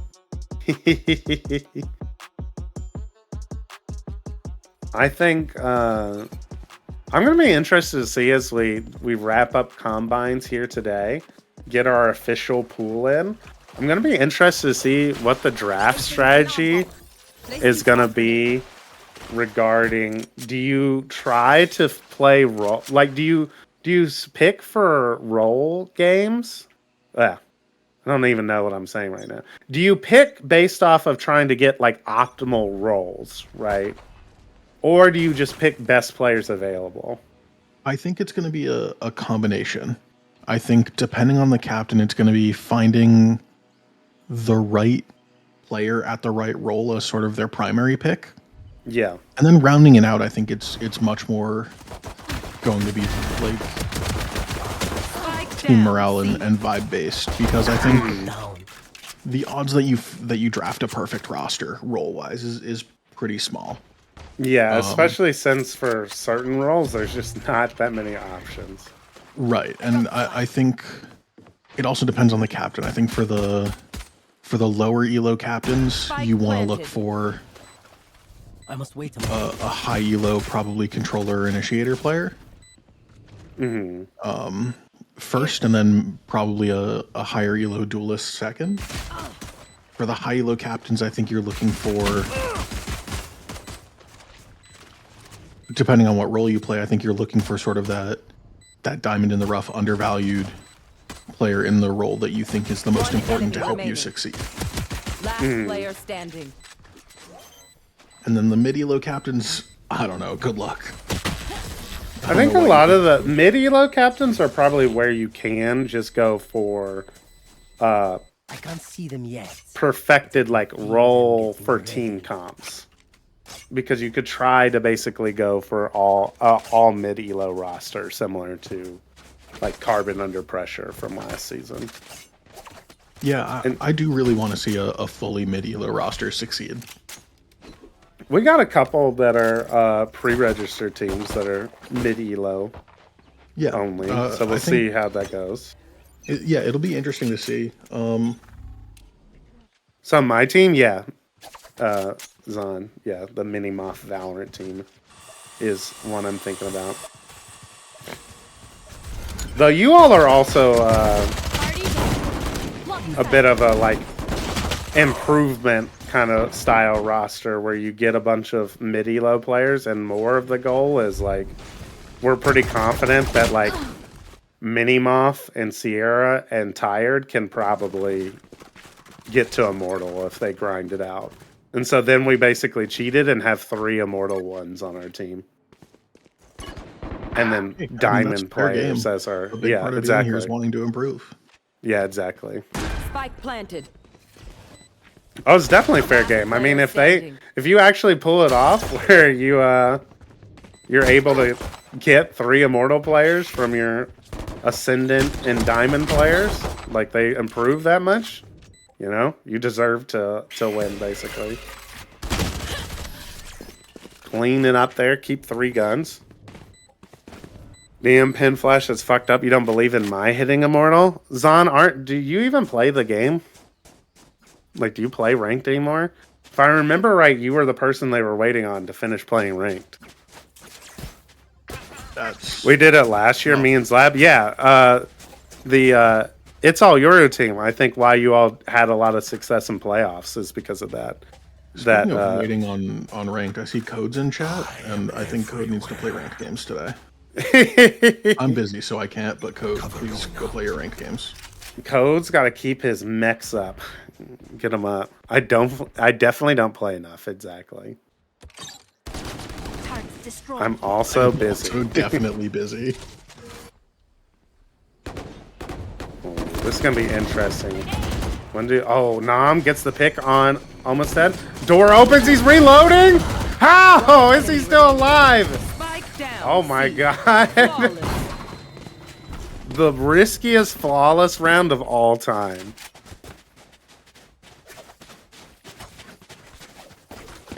In my opinion, getting an all diamond ones or whatever is maximally allowed than just getting a higher elo coach or something is probably the best. Whole team can easily grind and get better. Yeah. I think that's a good strategy too. Here. I tuned in. First thing I heard was Nam. Pew Pew, go say what round you want to be on the analyst desk for the draft show. You guys trying to dono wall me out here. Oh, and if CZ, if you're still around, you got to say that too, little bro. These heckin' people I give the legend of Underpeel status to. They don't even respond. It's fucked up, chat. I didn't realize I could make my dinner potentially. What are you talking about, people? Not ready yet. Oh my god. Alright, yep.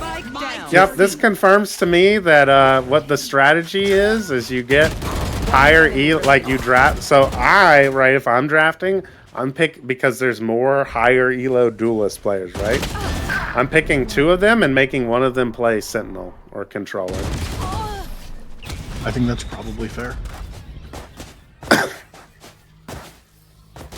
Drive them crazy, Race. I thought it started earlier in the night.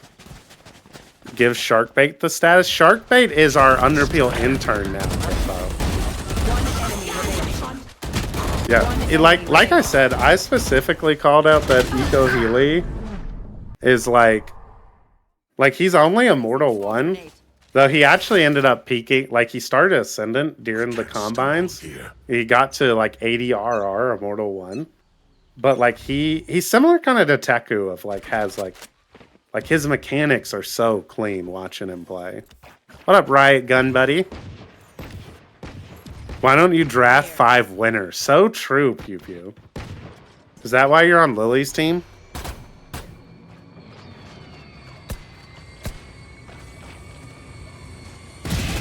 Oh, nice use of the one-way there. Yeah, that's a one-way that I don't see a lot in ranked games, but is definitely really annoying to push through. So calling my son here is one of the captains who made me think about the Pilo adjustment. And you can see why. He is the Diamond 2 player, like current Diamond 2, who's peak Ascendant 3. And you can see from that round why we gotta rank his ass up. I'm in a fight for his life. Yeah, just shooting op shots. What's up, Pigeon Lover?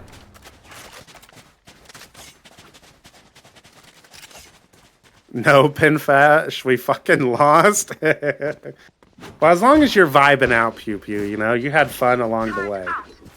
You all are winners in your own right because you played with homies. You know, the usual loving pigeons. Pigeon Lover, what's caused you to love pigeons? What's the backstory? Nuh-uh. I can only assume, Pew Pew, you're saying, nuh-uh, I don't like my teammates.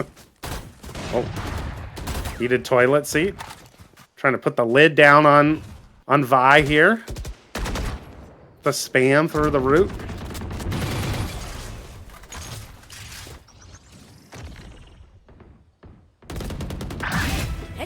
Good trade.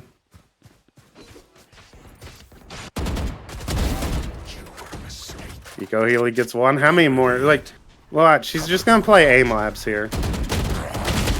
Nope, never mind. He sucks. That looked like me playing aim labs right there. Never mind. Eco Healy's bad. Oh, Ascendio? Ascendio's a lower elo player who's I think has impressed me a couple of times watching the combines. Like playing positioning pretty well here on the C site. Yeah, good patience there. This is a really good hold by this kill player. I mean, let me make sure I'm not just capping again. Yeah, bronze 3. It's a really good hold. Yeah, I'm picking up that bronze 3 player. I mean, I'll be honest. That was part of our strategy in picking Dr. Turnip before the combine started. We saw Dr. Turnip absolutely fragging out of their mind and said, "Yep, that's the player we need." Yeah, you find a mechanically pretty good, underrated player, and you just know that they can Cover going out. play above their rank when needed. That's our second place mini peel 2 Sentinel player. Has experience too? Okay. Yeah, I think the defenders just give this fully and then retake as 5. Yeah, it's gonna be a 5v5 retake. Attackers are slow though to go onto the site though. Is interesting. Yeah, the fact that the spike isn't down yet is a little bit tough. I feel The like a Vi lot of getting people. Engineer killed. This Ray's getting a kill. Getting traded out. I'd love to see the Sky ult here. Perfect. Yeah, 2v3 for Eco Healy and Heated Toilet. It's not planted for the attackers to play off site, but they're trading well enough that they don't have to. Nicely done. I was a little concerned for a second when I saw the plant spot and didn't see anyone really staying to fight in sight.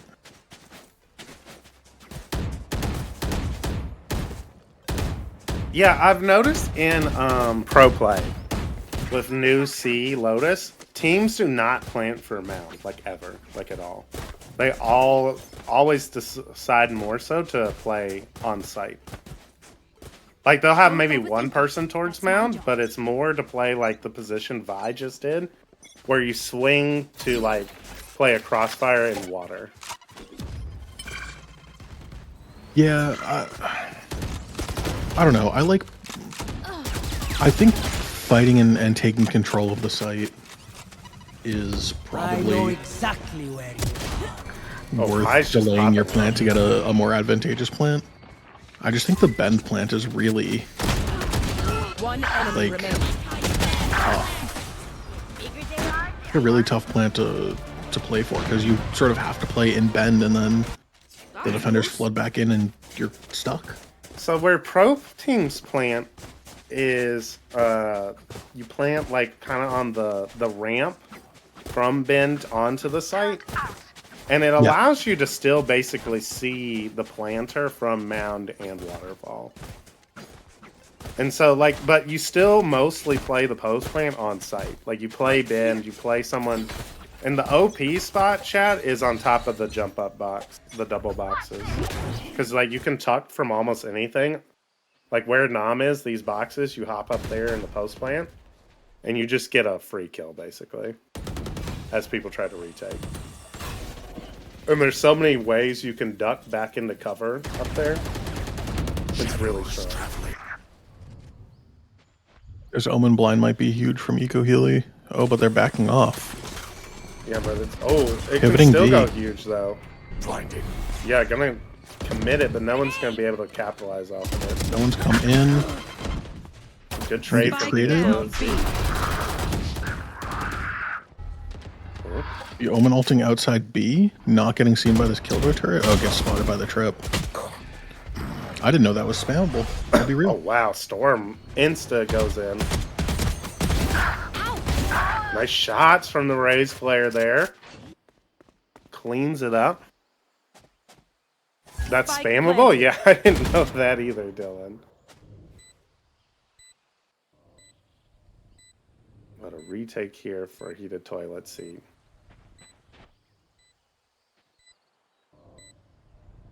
Not giving any fights. Good patience here from A 2v4 retake is so scary.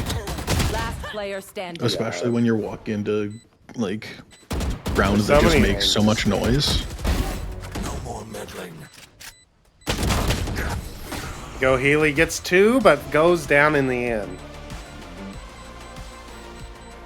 The backs will be towards at least one of us. And we're gonna take a clear comms listen in here to the attackers rounds once we come back in, see what their plan is to keep the momentum going.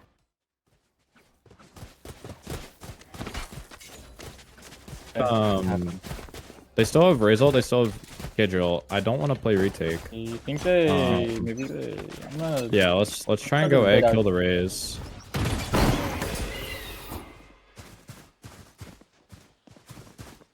One could be close. Leading. Yeah. All they did was blind. That was it. They're on eco. Or no, they have money. Care tree. Be backside. We're all grouped up. Careful of Razor. Yeah, smoking your head. Oh, he's playing an off angle. He's back. He's too stairs. Satchel out. One enemy remaining. What the Spike fuck? down A. Nature girl down. Backside, drop. Nice. And Oh my. Nice try. Nice shots there from the Killjoy player at the end, but good positioning from Nam behind the boxes there. One enemy remaining. Almost again, another Killjoy player. Looks like lower elo silver 3 player for Almost is and showed some nice shots there at the end, like good. I've been pleasantly surprised by the lower elo players this game. They've been hitting their shots. They've been making some pretty heads up plays. Yeah, holding their own. Like obviously, like both are at near, not the top of their scoreboards, right? But like, they're not like just absolutely getting diffed every round, which is in something like the Underpeel, you have to have a low elo player that can do that. Basically, like they need to be okay with the fact that they are almost every game gonna bot frag, but that they are like not. They're not like 3 and 18 bot fragging. It's more like they're like 10 and 14, Oh wow! Lane coming up and over like that. Yeah, sometimes I feel like the Jet can catch people off guard on Lotus because you just don't see it very often. So you're not used to the entry patterns as much. Oh, the nade! That's gonna be the Killjoy ult down too. And the door player's just completely taken care of. Yeah, the defenders have had a really tough time retaking C. Last round in the half. I'd like to see them commit to a stronger C hold. Yeah, I feel like you almost have to play 2-player C now in the newest Lotus meta. Like, fighting for the A rebel space with like 3-4 players just gives up too much map control in other places. And like, it's easier to, like, you have more time, like if you know they're hitting A, to get a rotation over to A to hold it. Whereas C, like, your players are just so far away. Well, that you I just also end up playing don't retake. really mind retaking A. Right, yeah. Maybe that's just my personal feelings, but I feel like A is, in a lot of ways, a fairly easy site to retake. Mm-hmm. And the attackers just get it all for free. Yep. Well, they won the 2 fights just instantly. I know exactly where you are. Gohili gets one with the Guardian. Violet the up through B. Cool. Good shots. Do not coming challenge out Eco Healy. Nope. Not even Vi can take him down. Knocks him down to 5 HP though, but it's a 2v2 all of a sudden. And both players are in tree. This could be dangerous. Oh, but we take the nade out. Satchel out. Satchel out. Last player Oh, We know a both of them little are in too tree. far Unfortunately, with the there's not enough satchel. time. Yeah. Caught in the trip. Go. Trip kill. Trip Get kill. 7. Get 7 on the half for the attack. Good half there. Pretty even half, all things considered. I'd say 1 round, like more for attackers on Lotus, is pretty standard, I would think. Single nade, fake A aggression. Yeah, that's what I would do as well if I was calling at this point. I love... they had an Omen as well. I love having the Omen do a one-way on the choke A main. I feel like that makes almost all players like really hesitant to come out. Like even if you have one Jet dash across or whatever, like the rest of the team's not going to come out and follow them. typically. If you put a Omen one way, A lobby, and you do a raise nade. But we'll see here on the attack, because it's going to be a similar issue here of really kind of weak C-hold. I mean, we were talking about it, Ethan, but despite the comp's weaknesses, right, of the double sentinel, they were still able to get 7 on attack. Is insanely impressive. Yeah, I mean, I think Lotus is a map where you sort of don't need a ton of like explosiveness out of your team. Yeah, and by that I mean outside of the initial getting past the raise nade in A main if you want to. Yeah. It's such a big map that you're sort of guaranteed ones. Yes. Like if you send 3 people towards A, you can be pretty confident you're at most running into 3 people. Or if you send 5 people towards A, you're pretty confident you're running into at most 3 people. And so the double sentinel comp on attack, it let them make sure that their flanks weren't being pushed. But yeah, there wasn't a lot of flanking. Them the time to sort of work slowly if they wanted to. Yeah, I think one of the things about just the way Lotus is with the 3 sites is that you can, you don't need the initiator utility as much because you can just default the map a lot better. You don't have to break crossfires. That being said, I'd like to see an initiator. I'd like to see a gecko. I think that's why, though, you see so much success in pro play with Fade being a solo initiator. Definitely. You go flashless comp because like you don't need the flashes to pop into sight as much. You're not really fighting a ton of super tight angles all at once where you sort of need a flash to blind people and take space. I mean, it's certainly helpful, but 1 enemy remaining.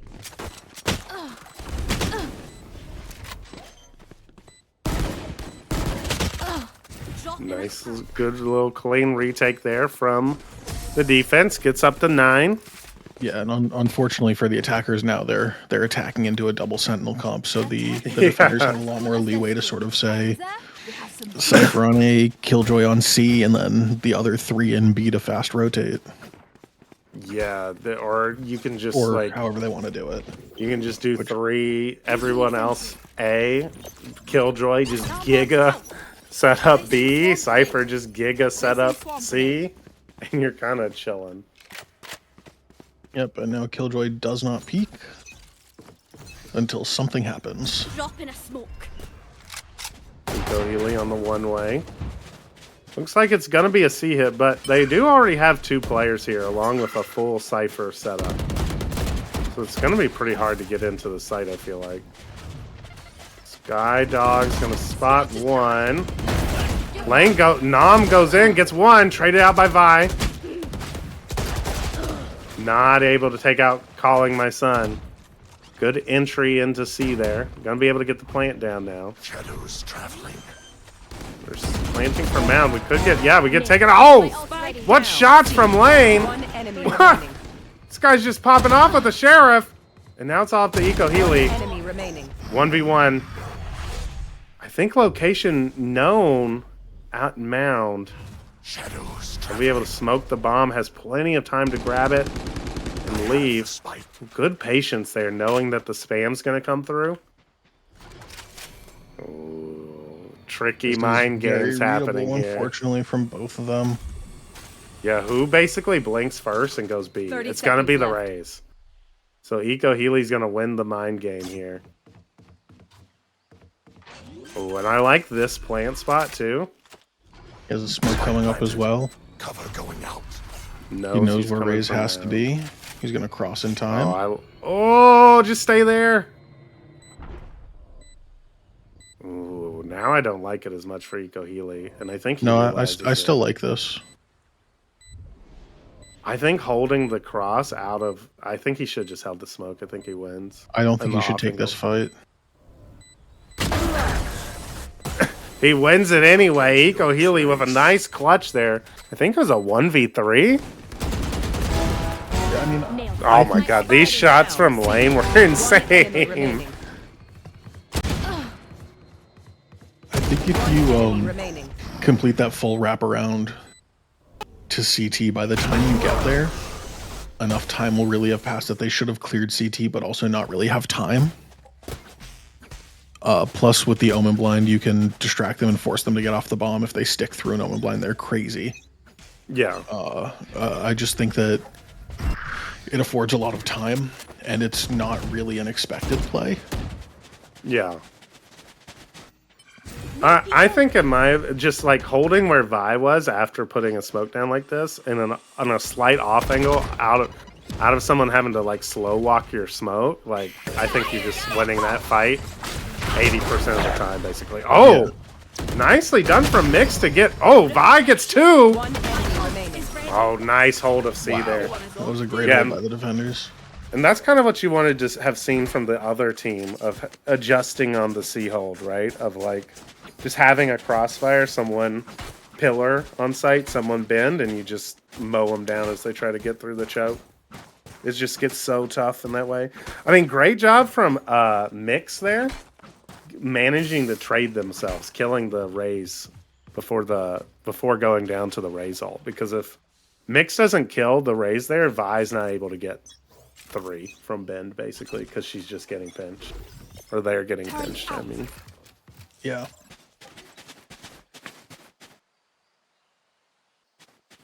Gonna be hitting C here, or at least getting the orb for Nam to pop knives. Get out of my way. Looks like they do want to just hit C. Raze utility gonna take down a little bit.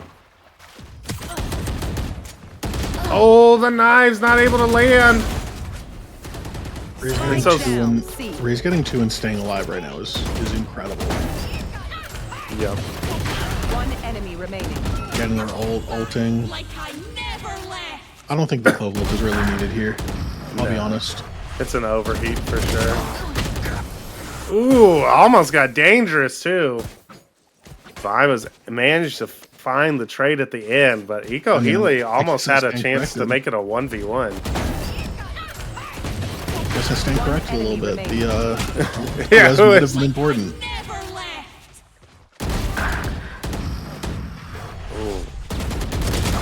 Yeah, I'm putting Eco Healy on Omen, it looks like. The guy, you're never playing ISO again, Buster.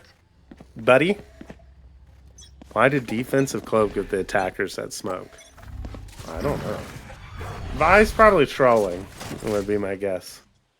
They think they're on a controller arc or something, when Vi is definitely just a Phoenix player at heart. Here. Which I guess is why Clove would be kind of perfect for them, but I wonder how much Clove we're going to see in the Underpeel. It's a popular character, for I think sure. a fair amount. I think a lot of people are really enamored with Clove right now. I think Clove is a really solid supporting controller. Yeah. I don't love solo controller Clove games. The thing is, it's like... The smokes don't last long enough. Right. I've got your trail. They don't really last long enough, and the other issue, it can be that, There. that you just don't, like, for example, if you're replacing an Omen, right? The Paranoia is just such a valuable, like, coordination tool, basically, right? Last one down. Yeah, I mean, the Paranoia is a super strong ability. I'm like, there's so many times you can cook up a strat with an Omen Paranoia, right? To, like, break into a site or get an advantage on a gunfight and some map control. And Clove, right? It's just like, it's similar to Reyna, right? If you're like, well, I guess you can, yeah, you can double swing with me and hopefully we kill the guy. But like, one of us is going to probably die, so. Oh, this is a nice spot.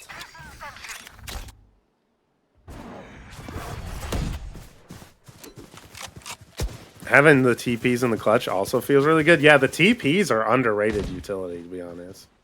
especially on a map like Lotus, right? Of like, they're so useful for being able to get a player, like, set up good crossfires on this map. Like, instead of having to use, like, your Raze satchels to get on top of rubble to be aggressive on A, you can use... Oh, nice from lane. Good patience. You can use the Omen TP, right? You get Omen on top of rubble. Or you get Omen on, on attack to cross to rubble or cross C, right? Global smokes, yeah. Omen's pretty busted, actually. All right, keep the toilet seat. Let's see it. Misses the flash, goes a little too far, but Ascendio takes out the race, gets an 8th round on the board for the attackers, making this one starting to get closer, closing it up. Ascendio has been cooking, yeah. So it's almost dead. Both that was just 2 in a row from the attackers. Yep. 2 in a row for the attackers. We've seen that from them. Yeah, starting to string together some rounds. Defense is definitely still has money to buy. Attackers econ starting to get up pretty well. Defense though, if they lose this round, they're going to be on eco. Lane's stuck here. Oh my god. Okay. All right, Lane. I was gonna say the Cypher taking that fight feels very troll, but I guess if your Jet is gonna get 3. Yeah, your Jet's gonna get yours for you.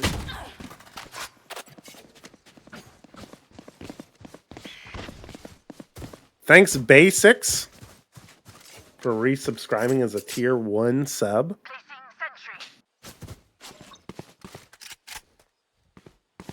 Defense just holding the bomb here. Well, we'll take a listen into clear comms round to see if the attackers can reset. They should have enough money for a full buy still, despite losing this round. So we're going to see if they are, unless Heated Toilet Seat is able to pull off a miracle here. How are they going to handle the next round to make sure that this map doesn't end in the next one? Ooh, the turret, because of the turret changes, doesn't see Heated Toilet Seat here. But gonna get killed from the off angle from Vi. And so let's listen into the clear comms round for the attackers here. Raze on B, right? I'm kind of thinking, I think B is low-key our place. But the retake is a problem. Not really, because they have no retake. They have no retake utility. Like Actually, period. yeah, that's true. We're killing the Alright. Raze, and then we just have to play against 2 Sentinels. Yeah. All right, let's go B. Let's contact up. Yeah, they're nice. Yeah. Uh-oh. Oh man, there's 2 here. God damn Both it, Sentinels bro. are on B. Let's go C. Let's go C. Wait, doesn't this mean A is low-key free? Who knows? I think. Oh. Okay, I just. Oh, C's not free. C's not free. I think A is gonna be free. I'm gonna dog rubble. Yup.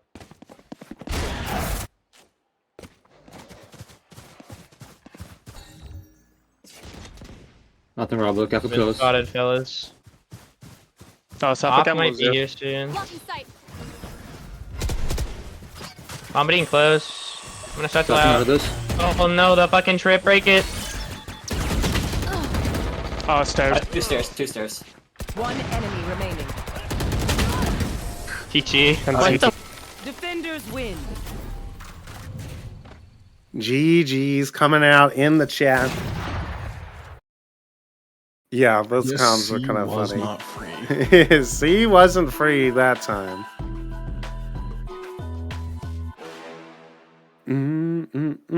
Good performance. That was like fun combine to watch, though. I feel like it was pretty even. A bunch of people got to kind of show their skill level. And for the first time, I'm gonna actually have to go see if I can go down and check to see how the combines are popping off today. Not as many happening today. Yeah, I think it's the daytime, so unfortunately, people have things to do during the day. Yeah. Let's see.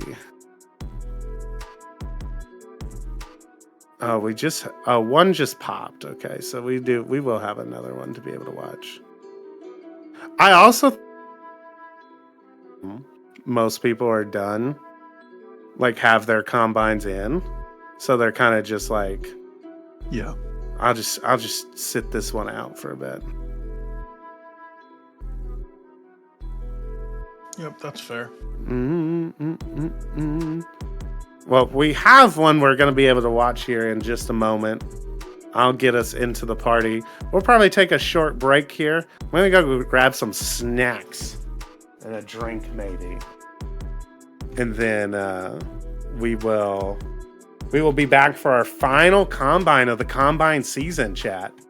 Coming up in a couple of minutes. Don't leave yet. We will watch that one and then we will talk draft.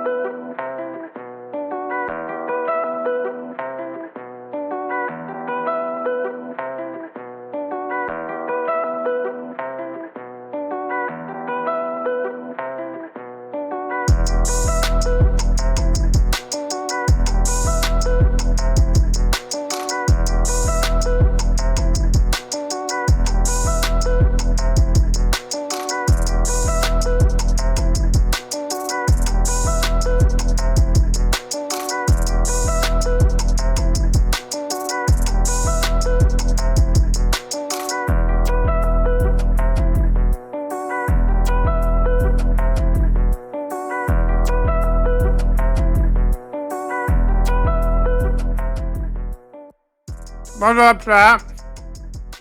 I'm back from my snack. Welcome back. We got Pen Flash snacking, and we got a special one for the last combine of the season. Last We've got combine, Haven. we're doing Haven, the best map. Do you agree, Ethan, that Haven's the best map? No, personally, no. But I am excited to see it. I think it's probably the most fun of the maps that aren't in the pool right now. Yeah. I really dislike Garage on Haven, I'll be honest. Garage is kind of awkward. It was I think I fell in love with Haven when I was in my Raze arc. Because when you're Raze, you just have all the utility to not have to worry about Garage too much. Like if you're splitting C, right? You just have a boom bot that goes in, clears it, and you nade the Heaven spot, and you just go in, yeah? And you're chilling. It just, I don't know. Haven has some of the problems that the original maps all have, which is there's a lot of 50-50s. A lot of left-right. Yeah. 50-50s. And so I don't know. I feel like part of Haven needs to be condensed a little bit. I think it would be cool if the sort of A-Link area disappeared and A and B were a little bit closer together. Like, I do really like on Lotus how there's just the breakable and then you go right from A into B. Yeah, that is interesting. I think I loved Haven so much because it's the IGL diff map. Like, if you're a good IGL, you win Haven, like, all the time. That's very fair. I think the winning strategy on Haven, unfortunately, is Killjoy, Lurk, and control mid. And send 4A. And then you sort of trust your Killjoy to get some info towards B and Garage and C, and then you rotate after you've forced the defenders to rotate into A. Yep. Agreed. It's all about pulling rotations. And that's why you see, for example, both teams playing this Breach, right? Because Breach helps you control A lobby. Yeah, this Breach stun is so oppressive. On both sides.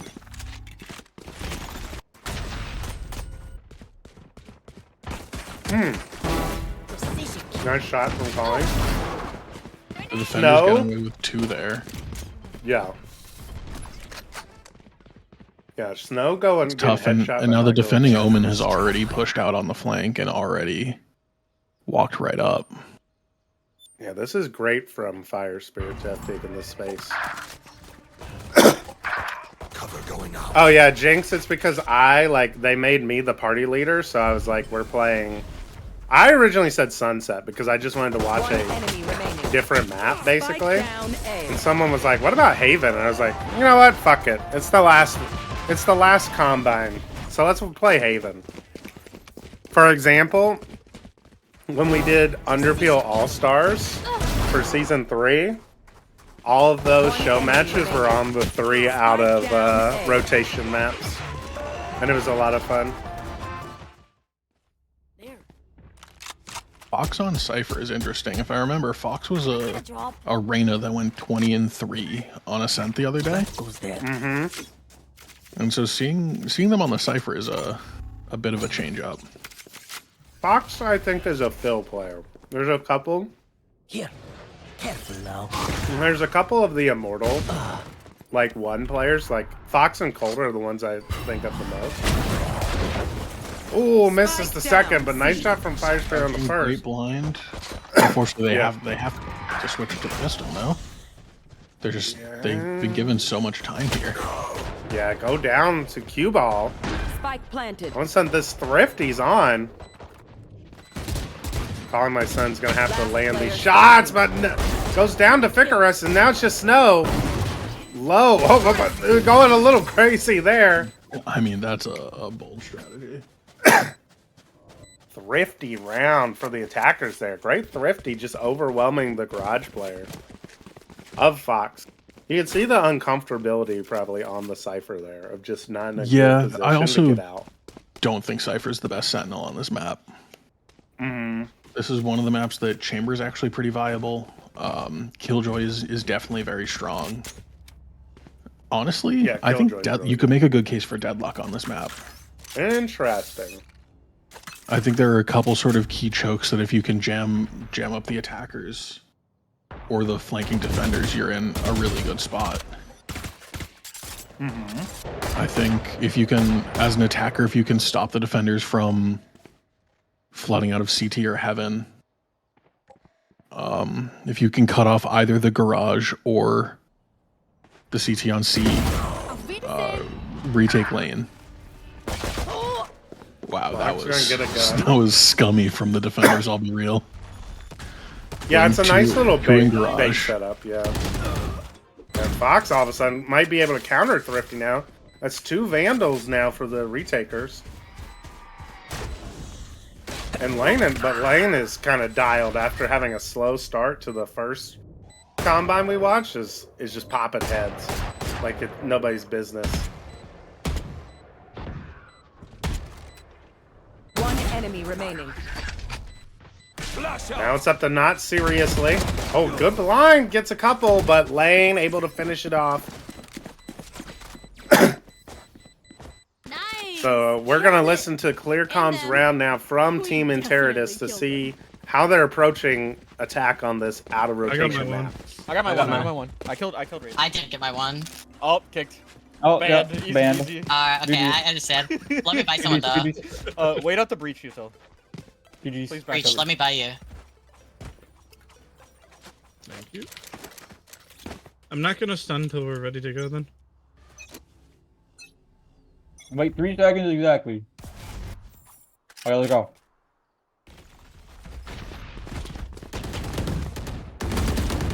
Still short.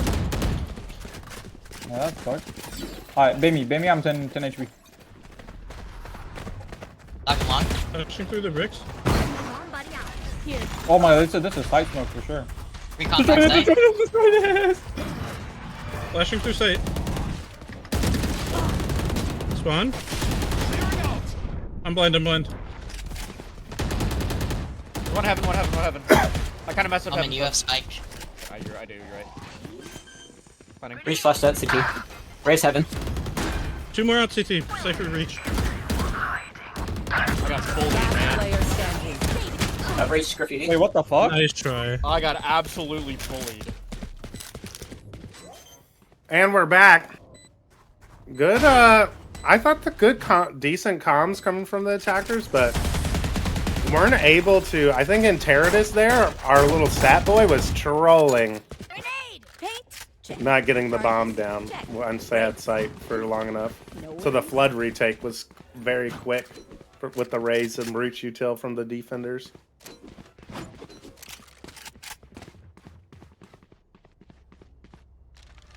Seems like even left. So we just made it talk now with my crackers. Sorry, I'm here. I was muted. Gotcha. That's on me. Can't believe it. Yeah, we were listening to the attacker comms, right? Correct. Yeah, they seemed a little bit frantic. I really hate this trip coming out of Fox every round. It's silly. It's too easy to break. Just put it behind the box. Yeah, put it behind the box. I mean, you may get insane timing, but one of his teammates dies. He's alive on C. Defender's getting some pressure on the B take, and now we're in a really Spike weird planted. B retake. One enemy remaining. It's not gonna matter though. Snow just kills everybody. Yeah. Fire Spirit doesn't realize everyone's dead. Was holding me. I think that's just people not being aware of the Haven angles, because that's basically we've seen a player Yeah. like really hard peeking one angle and being entirely unaware that another angle exists. Yep. Out of map rotation awareness. Yeah, if I can't play it in comp, I'm not thinking about it. Yeah, especially since they've taken them out of like the DM pools too. Right? Of like you're not okay, perfect. We're gonna see some frank energy coming out of Fire Spirit here. Maybe. Oh. thinking better of it, I guess.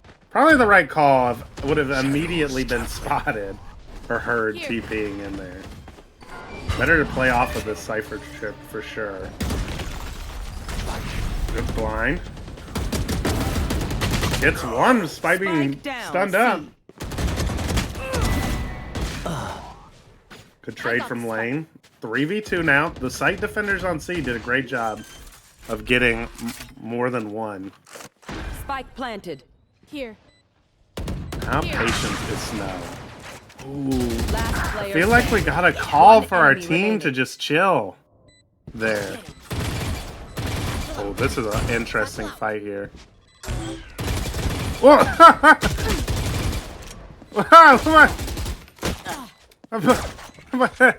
Nope, I'm running away. Not my fight anymore. They're literally playing fucking whack-a-mole right now in Garage.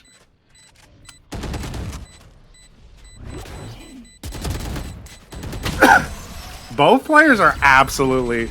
I mean, I like both of those players. I think they're both going to be really good players in the Underpeel. They trolled. They trolled so hard on this. Like, right here, watch, like, calling my son should just be dead there as he's floating helplessly midair. And then fucking... then Lane does the same thing while there's still time to defuse by updrafting there.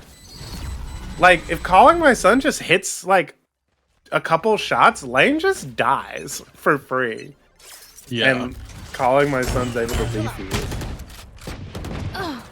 Mmm!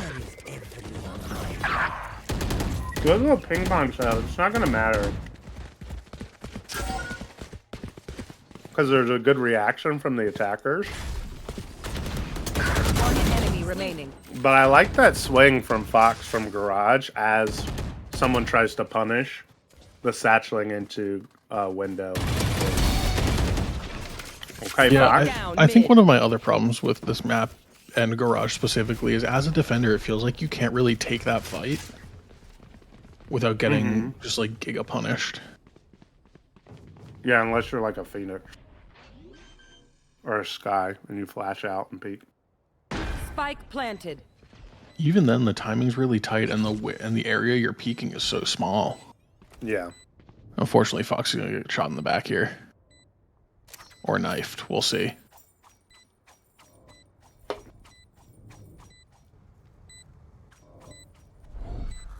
Stealing sight. Oh, that's terrible timing. For Darius to get the knife. Just too slow with it. Stealing sight.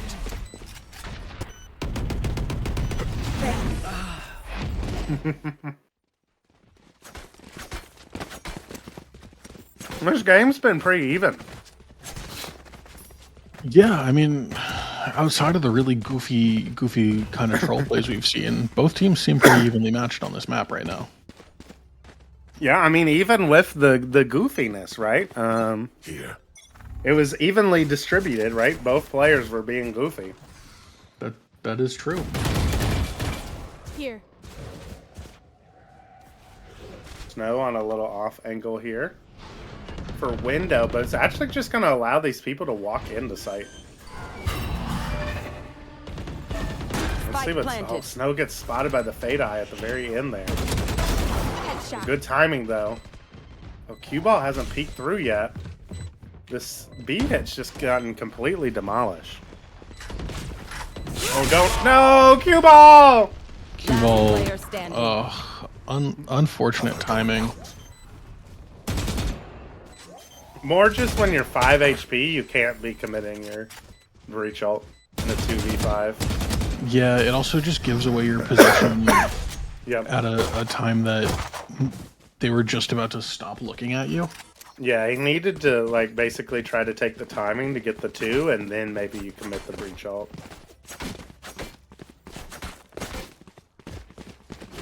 But my guess is that's unfamiliarity with breach. Because if I remember right, Cue Ball's like a jet player.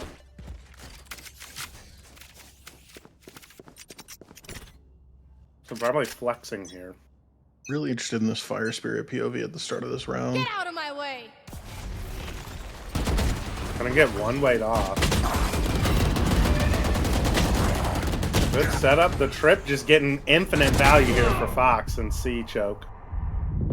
Still alive too. Oh, ran out of bullets. Now Entertus and Ascendio are just stuck. And Entertus has managed to Goodbye, get out a little bit. One But enemy Ascendio is remaining. dead. Yeah, just And they know where nice shot though. Gets one, but Snow trades it out. Snack time. I love the Raze breach combos on this map. During the chamber meta too, when Fade was super strong and you were running like Fade, Breach, Raze, the best of times.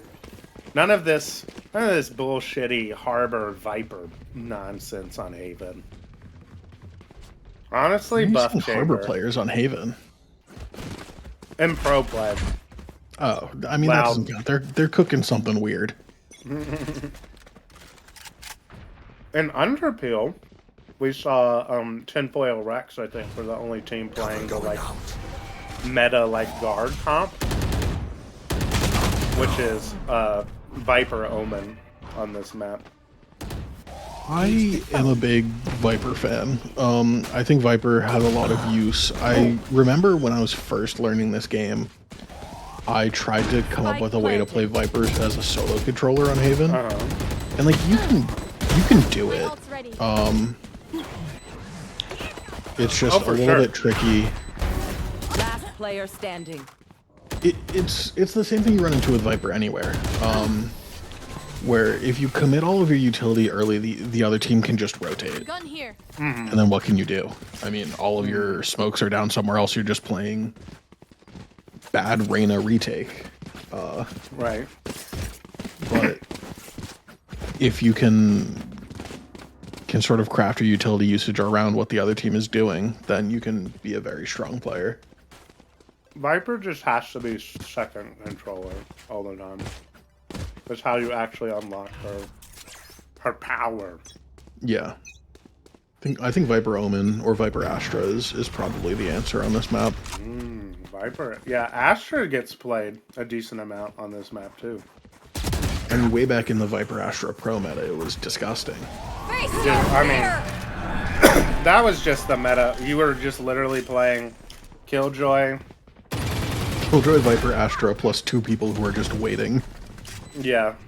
On probably Sova at the time. You just played those 4 agents every map. Oh, actually, you just had a set 5 because Jet was also broken at the time. You just played Jet. Oh, nice breach ult there on the retake. Perfectly used retake there. Perfectly timed. And then now they know where Killjoy is. Someone said stick. Yep. It's over. Great retake there. Harbor Viper Lao was fun on this map. Yeah. Last round before the switch. But I'm a biased Raze player.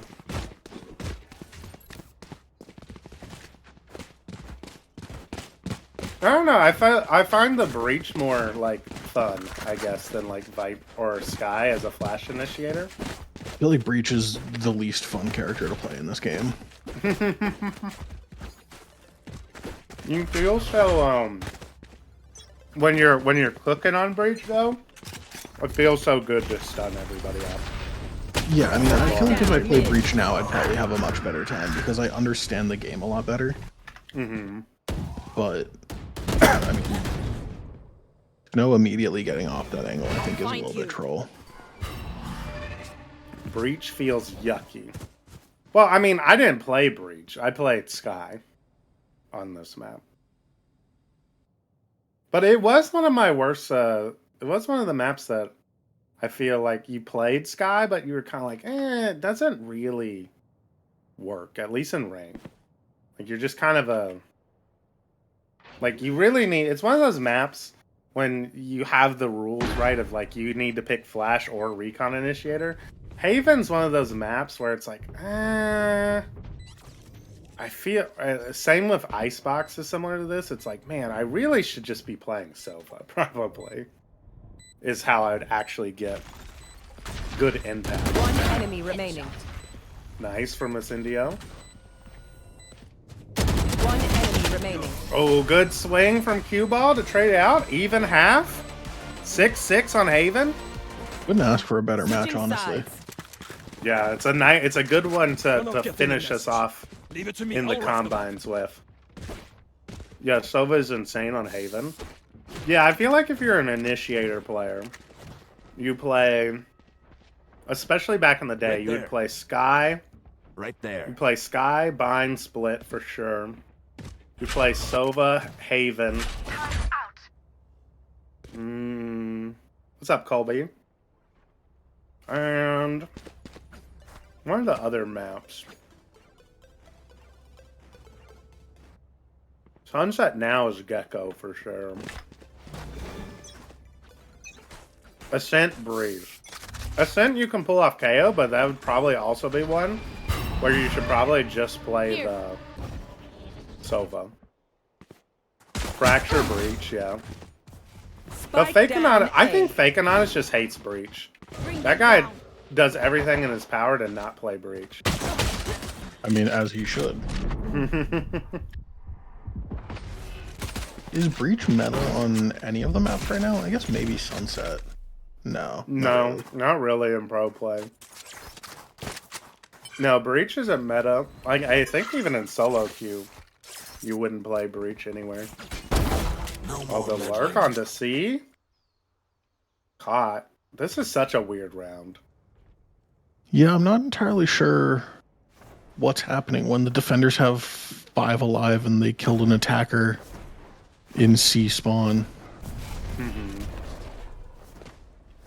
No, dad drop. I know you've been dadding, so you haven't been paying attention, but Sunset's definitely Gecko.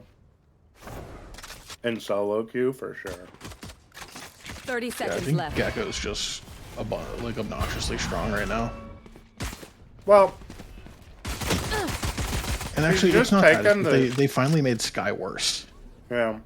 He's just taking the spot of... Here. What's her name? He's just taking Sky's spot 10 as seconds the left. agent you can One enemy use remaining. to like have some independence and agency, like as an initiator player. Like you can kind of play for yourself a bit at times. So you're always gonna want it. You're always gonna pick Gecko instead of a Breach or a KO most of the time, just because like it's easier to play with your teammates as Gecko. Yeah, for sure.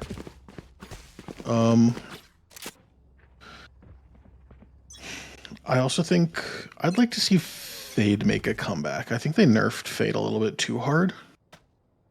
Yeah. I forget exactly what the nerf was. I think it was the Fade dogs. Yeah. And like I think I don't know if the Fade dogs were too strong before. They were definitely like a stronger ability, but I don't know. I think they could be given a little bit more. They probably just needed to do one of them. So they did 2 different nerfs. They made them not go as far, and they made the health go down at different times. What's up, Brody? So they probably would either need to keep the health, like... I think the lower health but longer duration is probably the right answer. Yeah, that would probably be what I would say too. Especially since they made Fade Dogs go over lower trips, yeah. The other thing is just like with Sky, right? Like you could just get more info from Sky than you could Fade. Like the Sky dog is just better than the Fade dogs. Yeah, straight up. So it's like if you want to use that kind of utility, you're just gonna pick Sky instead. Found them. Killed my bot. And now you have Wingman if you want to use that kind of utility. You can just use Wingman every like Fucking Oh, I don't like the Killjoy breaking that setup. I don't like the Killjoy breaking the Cypher cam there. India stuck now. Gonna go down to Fire Spirit. Snow gets the pick. And Turtis should have spotted Snow there. I think Turtis thinks that they're looking at them. Spike down, C. Turtis gets the kill on Snow. Picks up a gun. Now in a 1v2, a bomb is not down. His location's known. That's a really good line. Yeah, but good. Baits out the raise nade. I would run around to C long here. Well, we thought about it, but decides against it. And Turtis is such a Cypher player, man. He has like the right read. He has the right read, and then like is like, no, but they'll read that as well. So let me not do that. When basically that's never the play. Because people are almost always gonna just like stick with the what they're initially doing. Is a lot of times what I've noticed from observing. For example, like a lot of times people will be like, let's cut noise and re-hit. And what happens is that they've drawn the rotations to that site, and people are kind of lazy in this game, and so they'll just be like, well, let's just sit here on A until something happens. And so then you're just re-hitting into a site that has 4 defenders on it. Yeah, I think people mind game themselves a little bit too hard in this game. Mm-hmm. Alright, I'm gonna listen to a clear comms round for the attackers It's now. just breach. Yeah. So we just pressure garage. He's gonna rotate, and then we can have Cypher go through B. I like that. Can I? Perfect. Okay, I'll go see long. Breach, come long with me. Oh yeah. Can you buy me a bulldog? I can buy Vandal. Okay, thank Cool. you. Yeah. We're ending A or B, he said. I think we want to end C, but we want to like lurk through B. Okay, I like that. I broke the alarm bot. They might be pushing up A for early info. Yo, hold for me. I'm gonna grab orb. Yep. They smoked off C. They jump spotted with Jet. No, it was Omen. Omen jump spotting back. Was C. it? Yeah. Okay. Huh. Okay. Let's pressure garage, and then we can get a timing through B. And then honestly, we could probably just end there. Someone's gonna be garage. They might be pushed up A though, so they might have all this. I'm not stunned. Breach garage. Left side Okay, windows. they blinded. Omen garage. I think B. Yeah, I think we have B now. Oh, they're holding for it. Okay, 2. There's one. Nading. Backside. I'll see Link. Jet's A Link. Ulting in. There's One more garage. Full stealing. And Jet dash. I'm pretty sure it's both. I hit Jet 80. Oh no, she's A. I lied. A Link and garage could have. Last player standing. Oh fuck. What? One enemy remaining. Nice. You have stun for tap. Double flashes. Out of charges. Flash out. Blinding. It's halved. No way. I saw. Yeah, it's not half. This? No, it is. It is half. How did he have it? You have You to just stuck when him, you you stun stunned. it. It doesn't take you off though. So we get our clear comms round from the attacking team. I felt like good mid-rounding there. I wonder who was the person who was ghost comming though. Because they kind of screwed not seriously up a couple of times in that the clutch. The comm came out that Jet was C-Link. And then also that the like making them panic about the half bomb there. Yeah, I think that's just a symptom of being a lower elo player and being a little bit more excitable. I think you'll see a lot of lower elo players start to overcome. Night. Blocking sight. You'll see lower elo players start to overcome in situations like that where they probably should just leave it to their players who are Yeah, alive. they're trying to be helpful, but nice shot.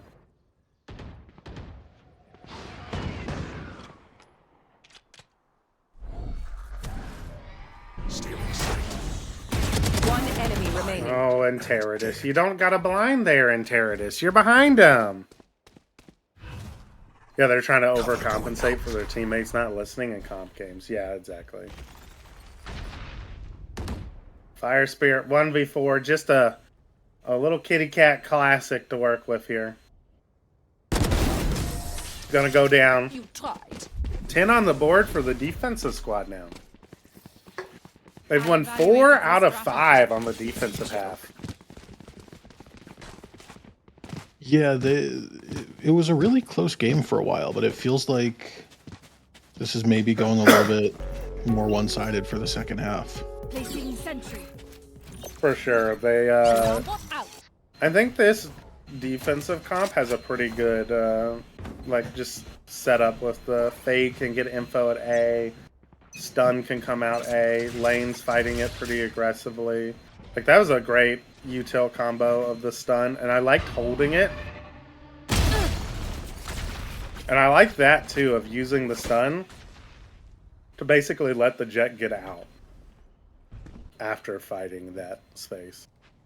The attackers here, I feel like the move is probably just to hit C more aggressively, especially since they're unable so far to win this A lobby control fight. But it seems like they're almost just like scared to hit C.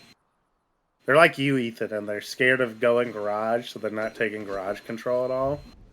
And so then they're like scared of going garage.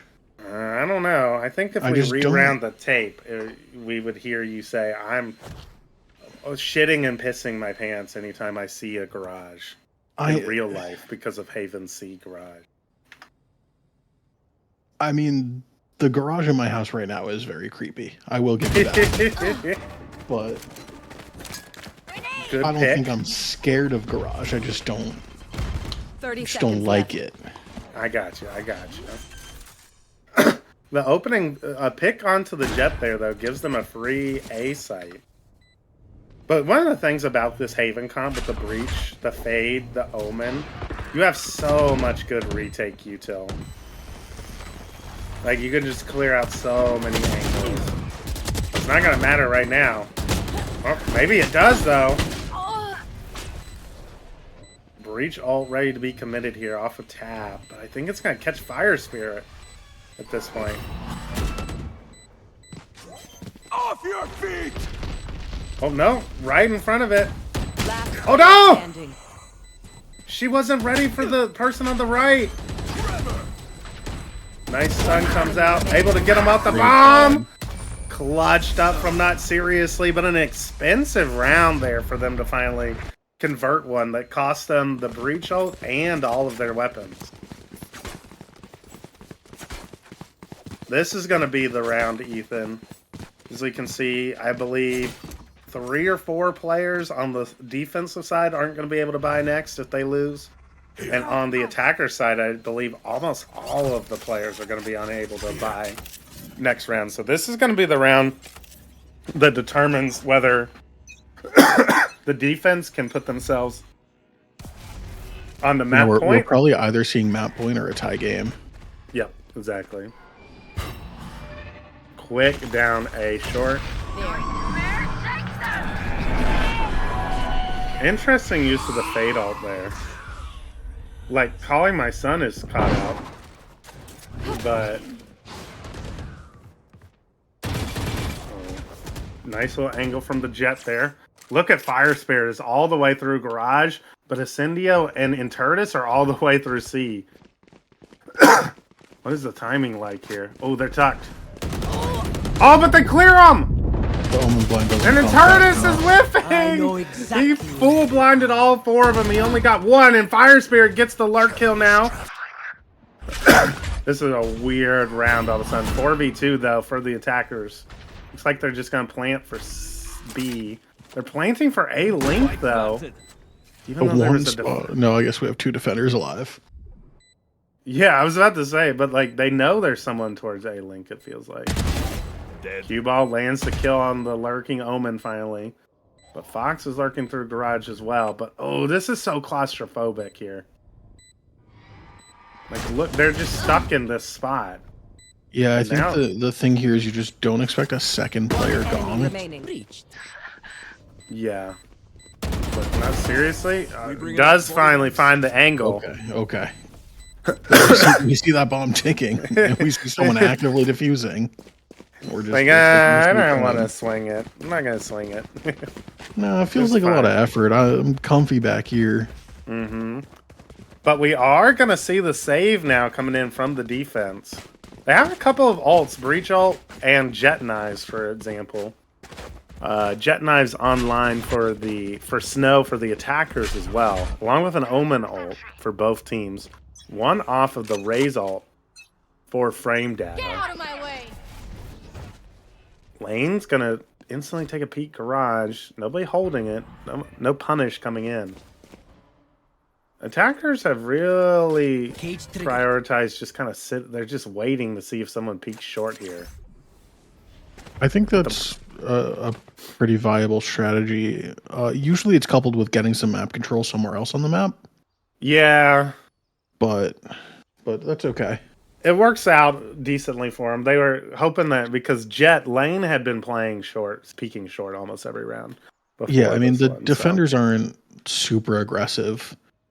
We have Enteritus the Omen tucked into the cubby, which, I don't know. I feel like I've seen Enteritus take a couple, what I'll call advanced angles, as far as his positioning, and I feel like they're just not being... Oh, that side hit was nice. That was a very nice hit with the Jet and the Raze coming in at the same time, coming over the top of that Killjoy utility and just generally causing chaos. Yeah, I mean, good job of being diligent as well from... Unfortunate TP by Enteritus. Probably hit that, clicked OK and then said, crap. Nice from Fox, a nice little 3K to clean it up. Everyone is calling for me. Yeah, what's up, Lane? But yeah, I mean, I was about to calm too that this was looking good for the defense of they had the Stinger right and the Jet Knives in the right site and a decent setup. But Frame Data did a great job of entering there, did a good job of clearing the close left with the ult, landed and spotted the Jet as well, and able to land that kill as well. The triple high-low short may yield some... They get a dink off on cue ball, yeah. That's the Cypher's fault that they didn't get that kill, I'll be honest. Too advanced, yeah. The Cypher over-peaked them. What's up, new here? I'm Pin Flash. Able to land the shot. That was almost... Oh, the headshot now. Okay, Lane. 4? Just picking them off one by one with the op shots. Now Enteritus is just being a little bit of a sore loser by not peeking the op, no? Fire Spirit. Oh, Fire Spirit. Yeah. My apologies. Like, I feel like you have to just... Oh, Enteritus is a sore loser, though. Stealing his Jet's ace. What the heck? These are some clean shots, though, with the op here. Classic greedy-ass Jet player, though. Just constantly re-peeking C-Long to just pick them all off. Yeah, it's always the Jet mains. Yeah, what's up, new people? Happy you're here. We're watching the final combine of our draft process for the Underpeel, which is our recreational league that we host for longtime community members and subscribers. And it's a good old time. We're having fun. We're celebrating by getting to watch Haven instead of the 15th Icebox game. Hey, that 15th Icebox game could have been a banger. To be fair to Icebox, we've had a ton of great games on Icebox. Yeah, we have. And Enteritus just spams them down. Ooh. I mean, this is an off angle that you just... Oh, go get him, Snow! Snow! Oh, thank God. Snow almost trolled his team there. Almost like There's a chance that Lane just kills both, collats both of them coming out of garage. Yeah, if Lane gets a kill there, that's entirely on Snow. Hmm. Hey, I want to play Icebox. I feel like I played Breeze and Bind for 80% of my combat matches. I feel like on stream we watched a lot of... Watched a lot of Ascent, Icebox, and Sunset, I feel like. Yeah, Sunset a little less so, but definitely a lot of Ascent and Icebox. Not as much Split or Bind. Yikes. The first couple of ones we watched Breeze a decent amount, but we haven't seen Breeze in a little bit. We got someone saying I can pick ISO and Icebox without it being a troll pick. I don't think that's true. Yeah, I mean, I think you should just not play ISO. Your name is Rainy's Lover. Why don't you just play Reyna? Is Reyna not just the better ISO? Like, is Clove not just the better ISO? Yeah, exactly. What's the pecking order? Is Clove above Reyna, or is Reyna still the top tier Smurf pick? I think Reyna's still the top tier Smurf pick. I think Reyna's just the most self-sufficient character in the game. Reyna's the top tier. Yeah, agreed. Smurf pick.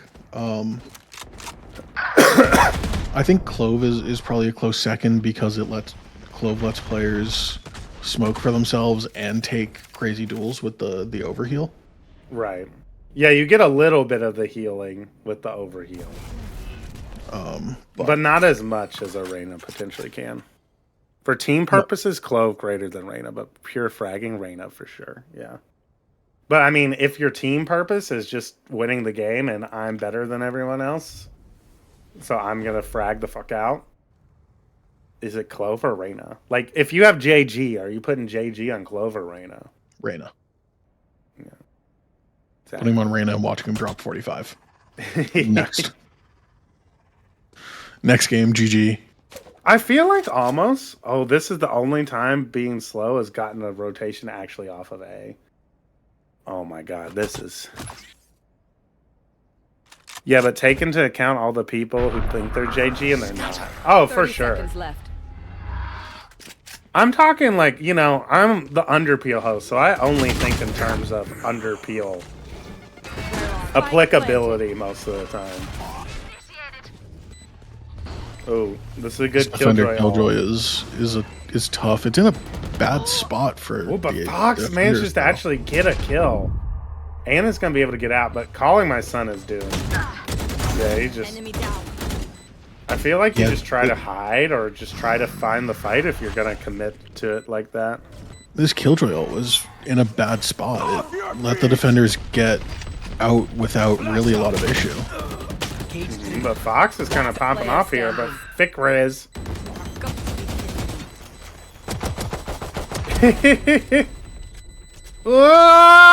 Sticks it. Wow. Easy. There was time. Easy. Doff my eyes deceive me, or is this Haven?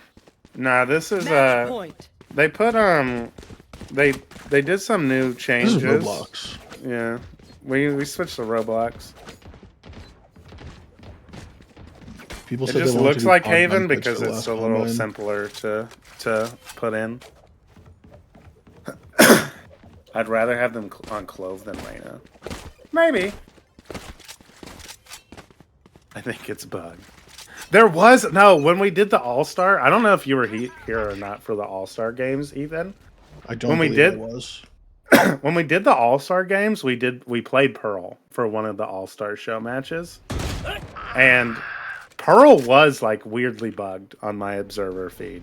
There was like a wall that was like green that was not previously green. I think that's just Valorant. Like, that's just unfortunate. I really want to see what they can cook up on Pearl. I feel like Pearl has the most potential out of all the maps that are out of the pool right now. Yeah, I feel like we'll see it Pearl come is so back. close to being a good map, but then like B I'd just like kind of I'd like Pearl to come in for new Pearl to come in for Ascent. I could see that. And I think I'd like Fracture to come in for Breeze. Yeah, Fracture over Breeze any day. And then I think we have a really fun map pool with still some Yeah. pretty big maps in like Lotus and Icebox. You have good variety too with like bind and split. Like I know a lot of people don't necessarily like bind that much. Last player standing. Oh, it's all up to I'm Fire also Spirit. a huge bind fan. Yeah, I mean like I'm not the hugest fan of it. It's just boring. That's GG's. It is a little boring. GG's for our final combine of the combine season. Defenders win. I'm bored. Let's go. So, before we head out, let's talk draft on draft logistics. So, later today, Enturtis and I will make sure to go through the spreadsheet to make sure that we have our final draft pool settled. So, you had to have played in at least half of the combines, 4 combines total, to officially be entered into the draft pool. So that makes sure that you are guaranteed a spot. So, and I wanted to make sure I said this too, because apparently some people are confused about it. You are guaranteed to be on a team if you played 4 combines. At least you are guaranteed to be selected by a team and have a roster spot. Even if we have to have like 1 or 2 teams have a 6-man roster, we'll do that to make sure that people have their spot. That is going to happen next Friday, 8 p.m. EST. It's in the event calendar at the top. If you scroll up to the top of the Discord server where you're chatting here in Stream Chat, you go up to where it says 8 events. The one for next Friday, the Underpeel draft's already up there. So you can get ready to see that. Then we are going to end the draft. Let me make sure I pull up my notes so I'm telling you all the rules. I want to make sure I talk through some of them. So how the draft is going to work, you all, is that we are going to have the final draft pool done by today. Make sure everyone's PLO is correct, etc. How the draft is then going to work is that we are going to have however many teams we need to have to pick everybody is how many teams we'll have. My guess is that it's going to be 16, 17, maybe 18 teams. My estimate was 17 teams is where we're going to be for draft teams. So there will be 17 captains checking who are going to be picking on Friday night. Each captain's going to have 2 minutes per pick, all right? And they'll be communicated to, we'll have behind the scenes way for them to communicate to us. We're going to have a live draft show. It's going to be a lot of fun. We've been cooking up lots of cool graphics and stuff for us to basically have a legit draft show. Kind of like if you follow real sports at all, like the NFL, NBA, how they have a whole like production sort of thing. We're going to have me and a bunch of other people on to talk about all of the picks as they come in and talk about how the rosters are going. Trades are going to be allowed throughout the entirety of the draft.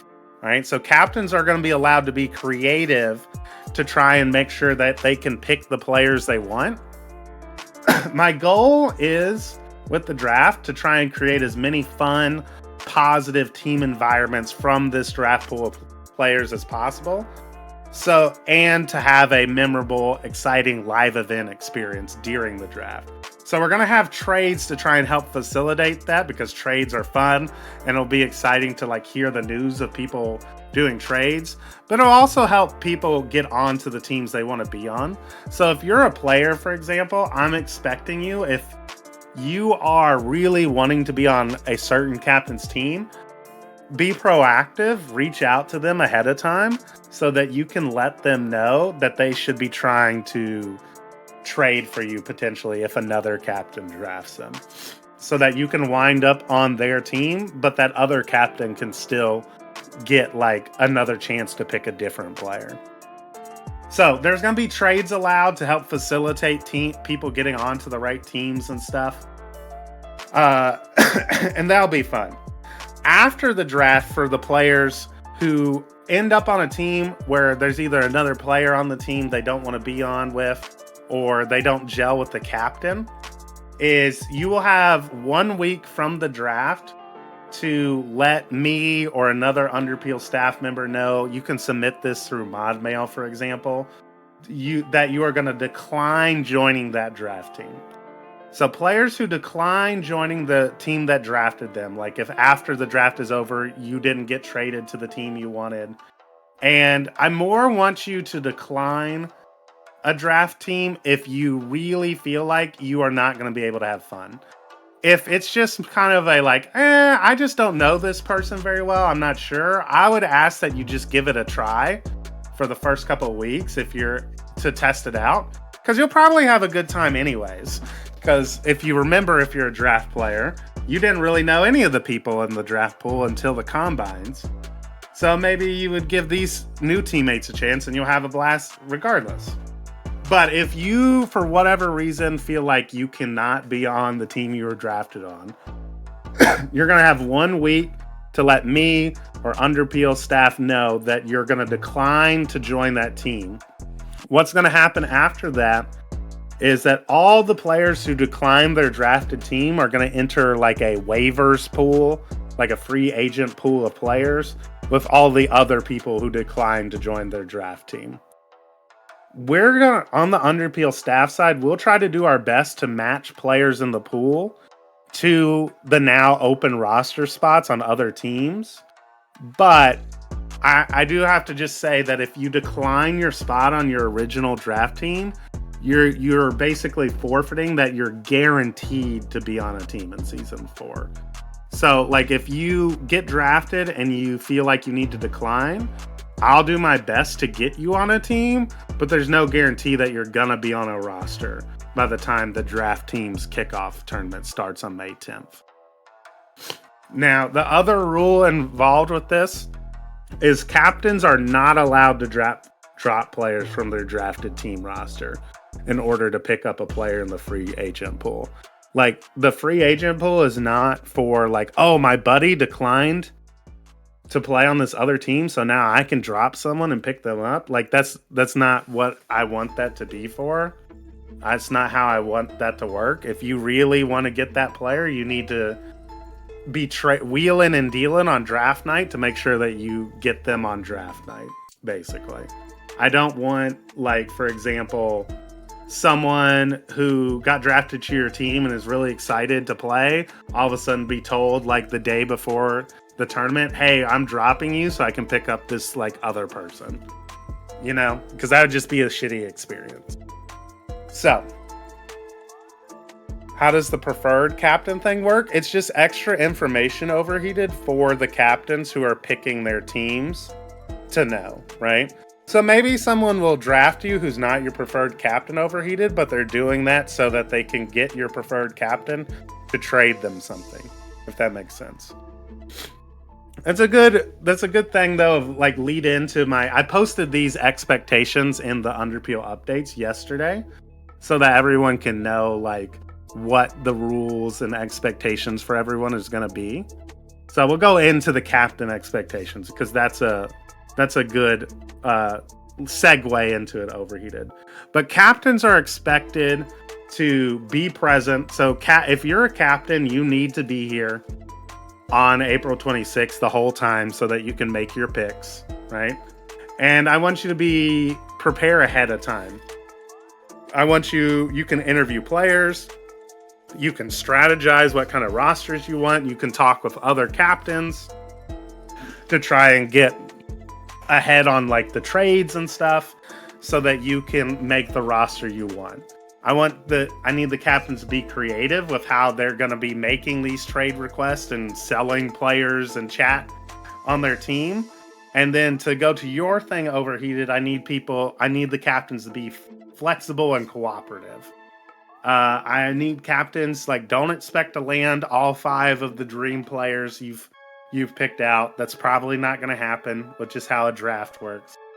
With the current draft pool, I'm almost expecting none of the teams to be able to max out the Pilo cap to 1,800 just because of the rank distribution in our draft pool. So don't expect to be getting an 8,000 Pilo cap roster unless you're probably JG because you took up half the cap on your own. basically. And then what you were talking about, overheated. If a player has a clear, strong preference of captain, I'm asking them that the captains basically don't be dicks, and that they do their best to help land that player with the captain they've said they kind of prefer, right?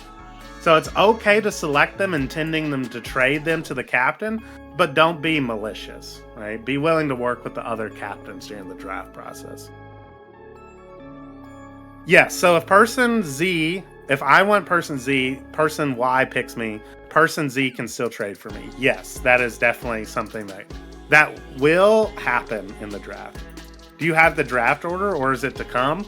I basically have the draft order. I need to see what the final draft pool count is, overheated, so that I can see if I need to like take one or two of the captains out and just put them as players, so that we have a full like I have the draft order. I just need to see which captain or two it has to get pulled out.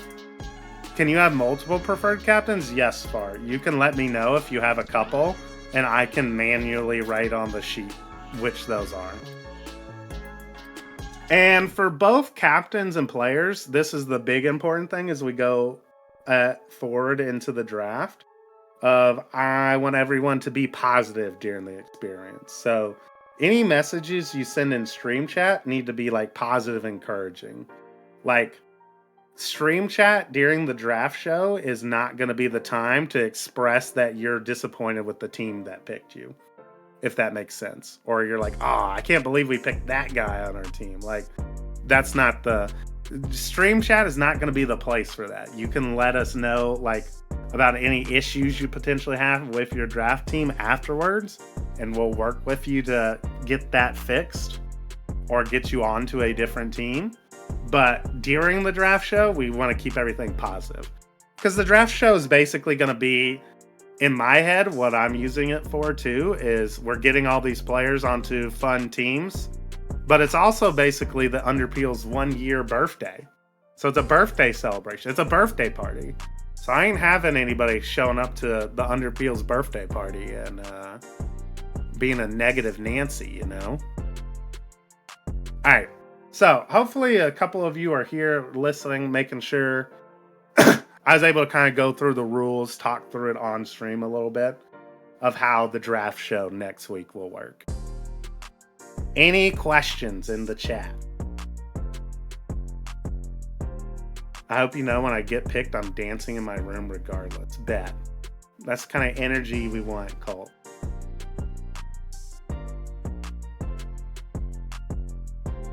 Speak now or forever hold your peace, because Pen Flash is about to go get Korean barbecue, I think.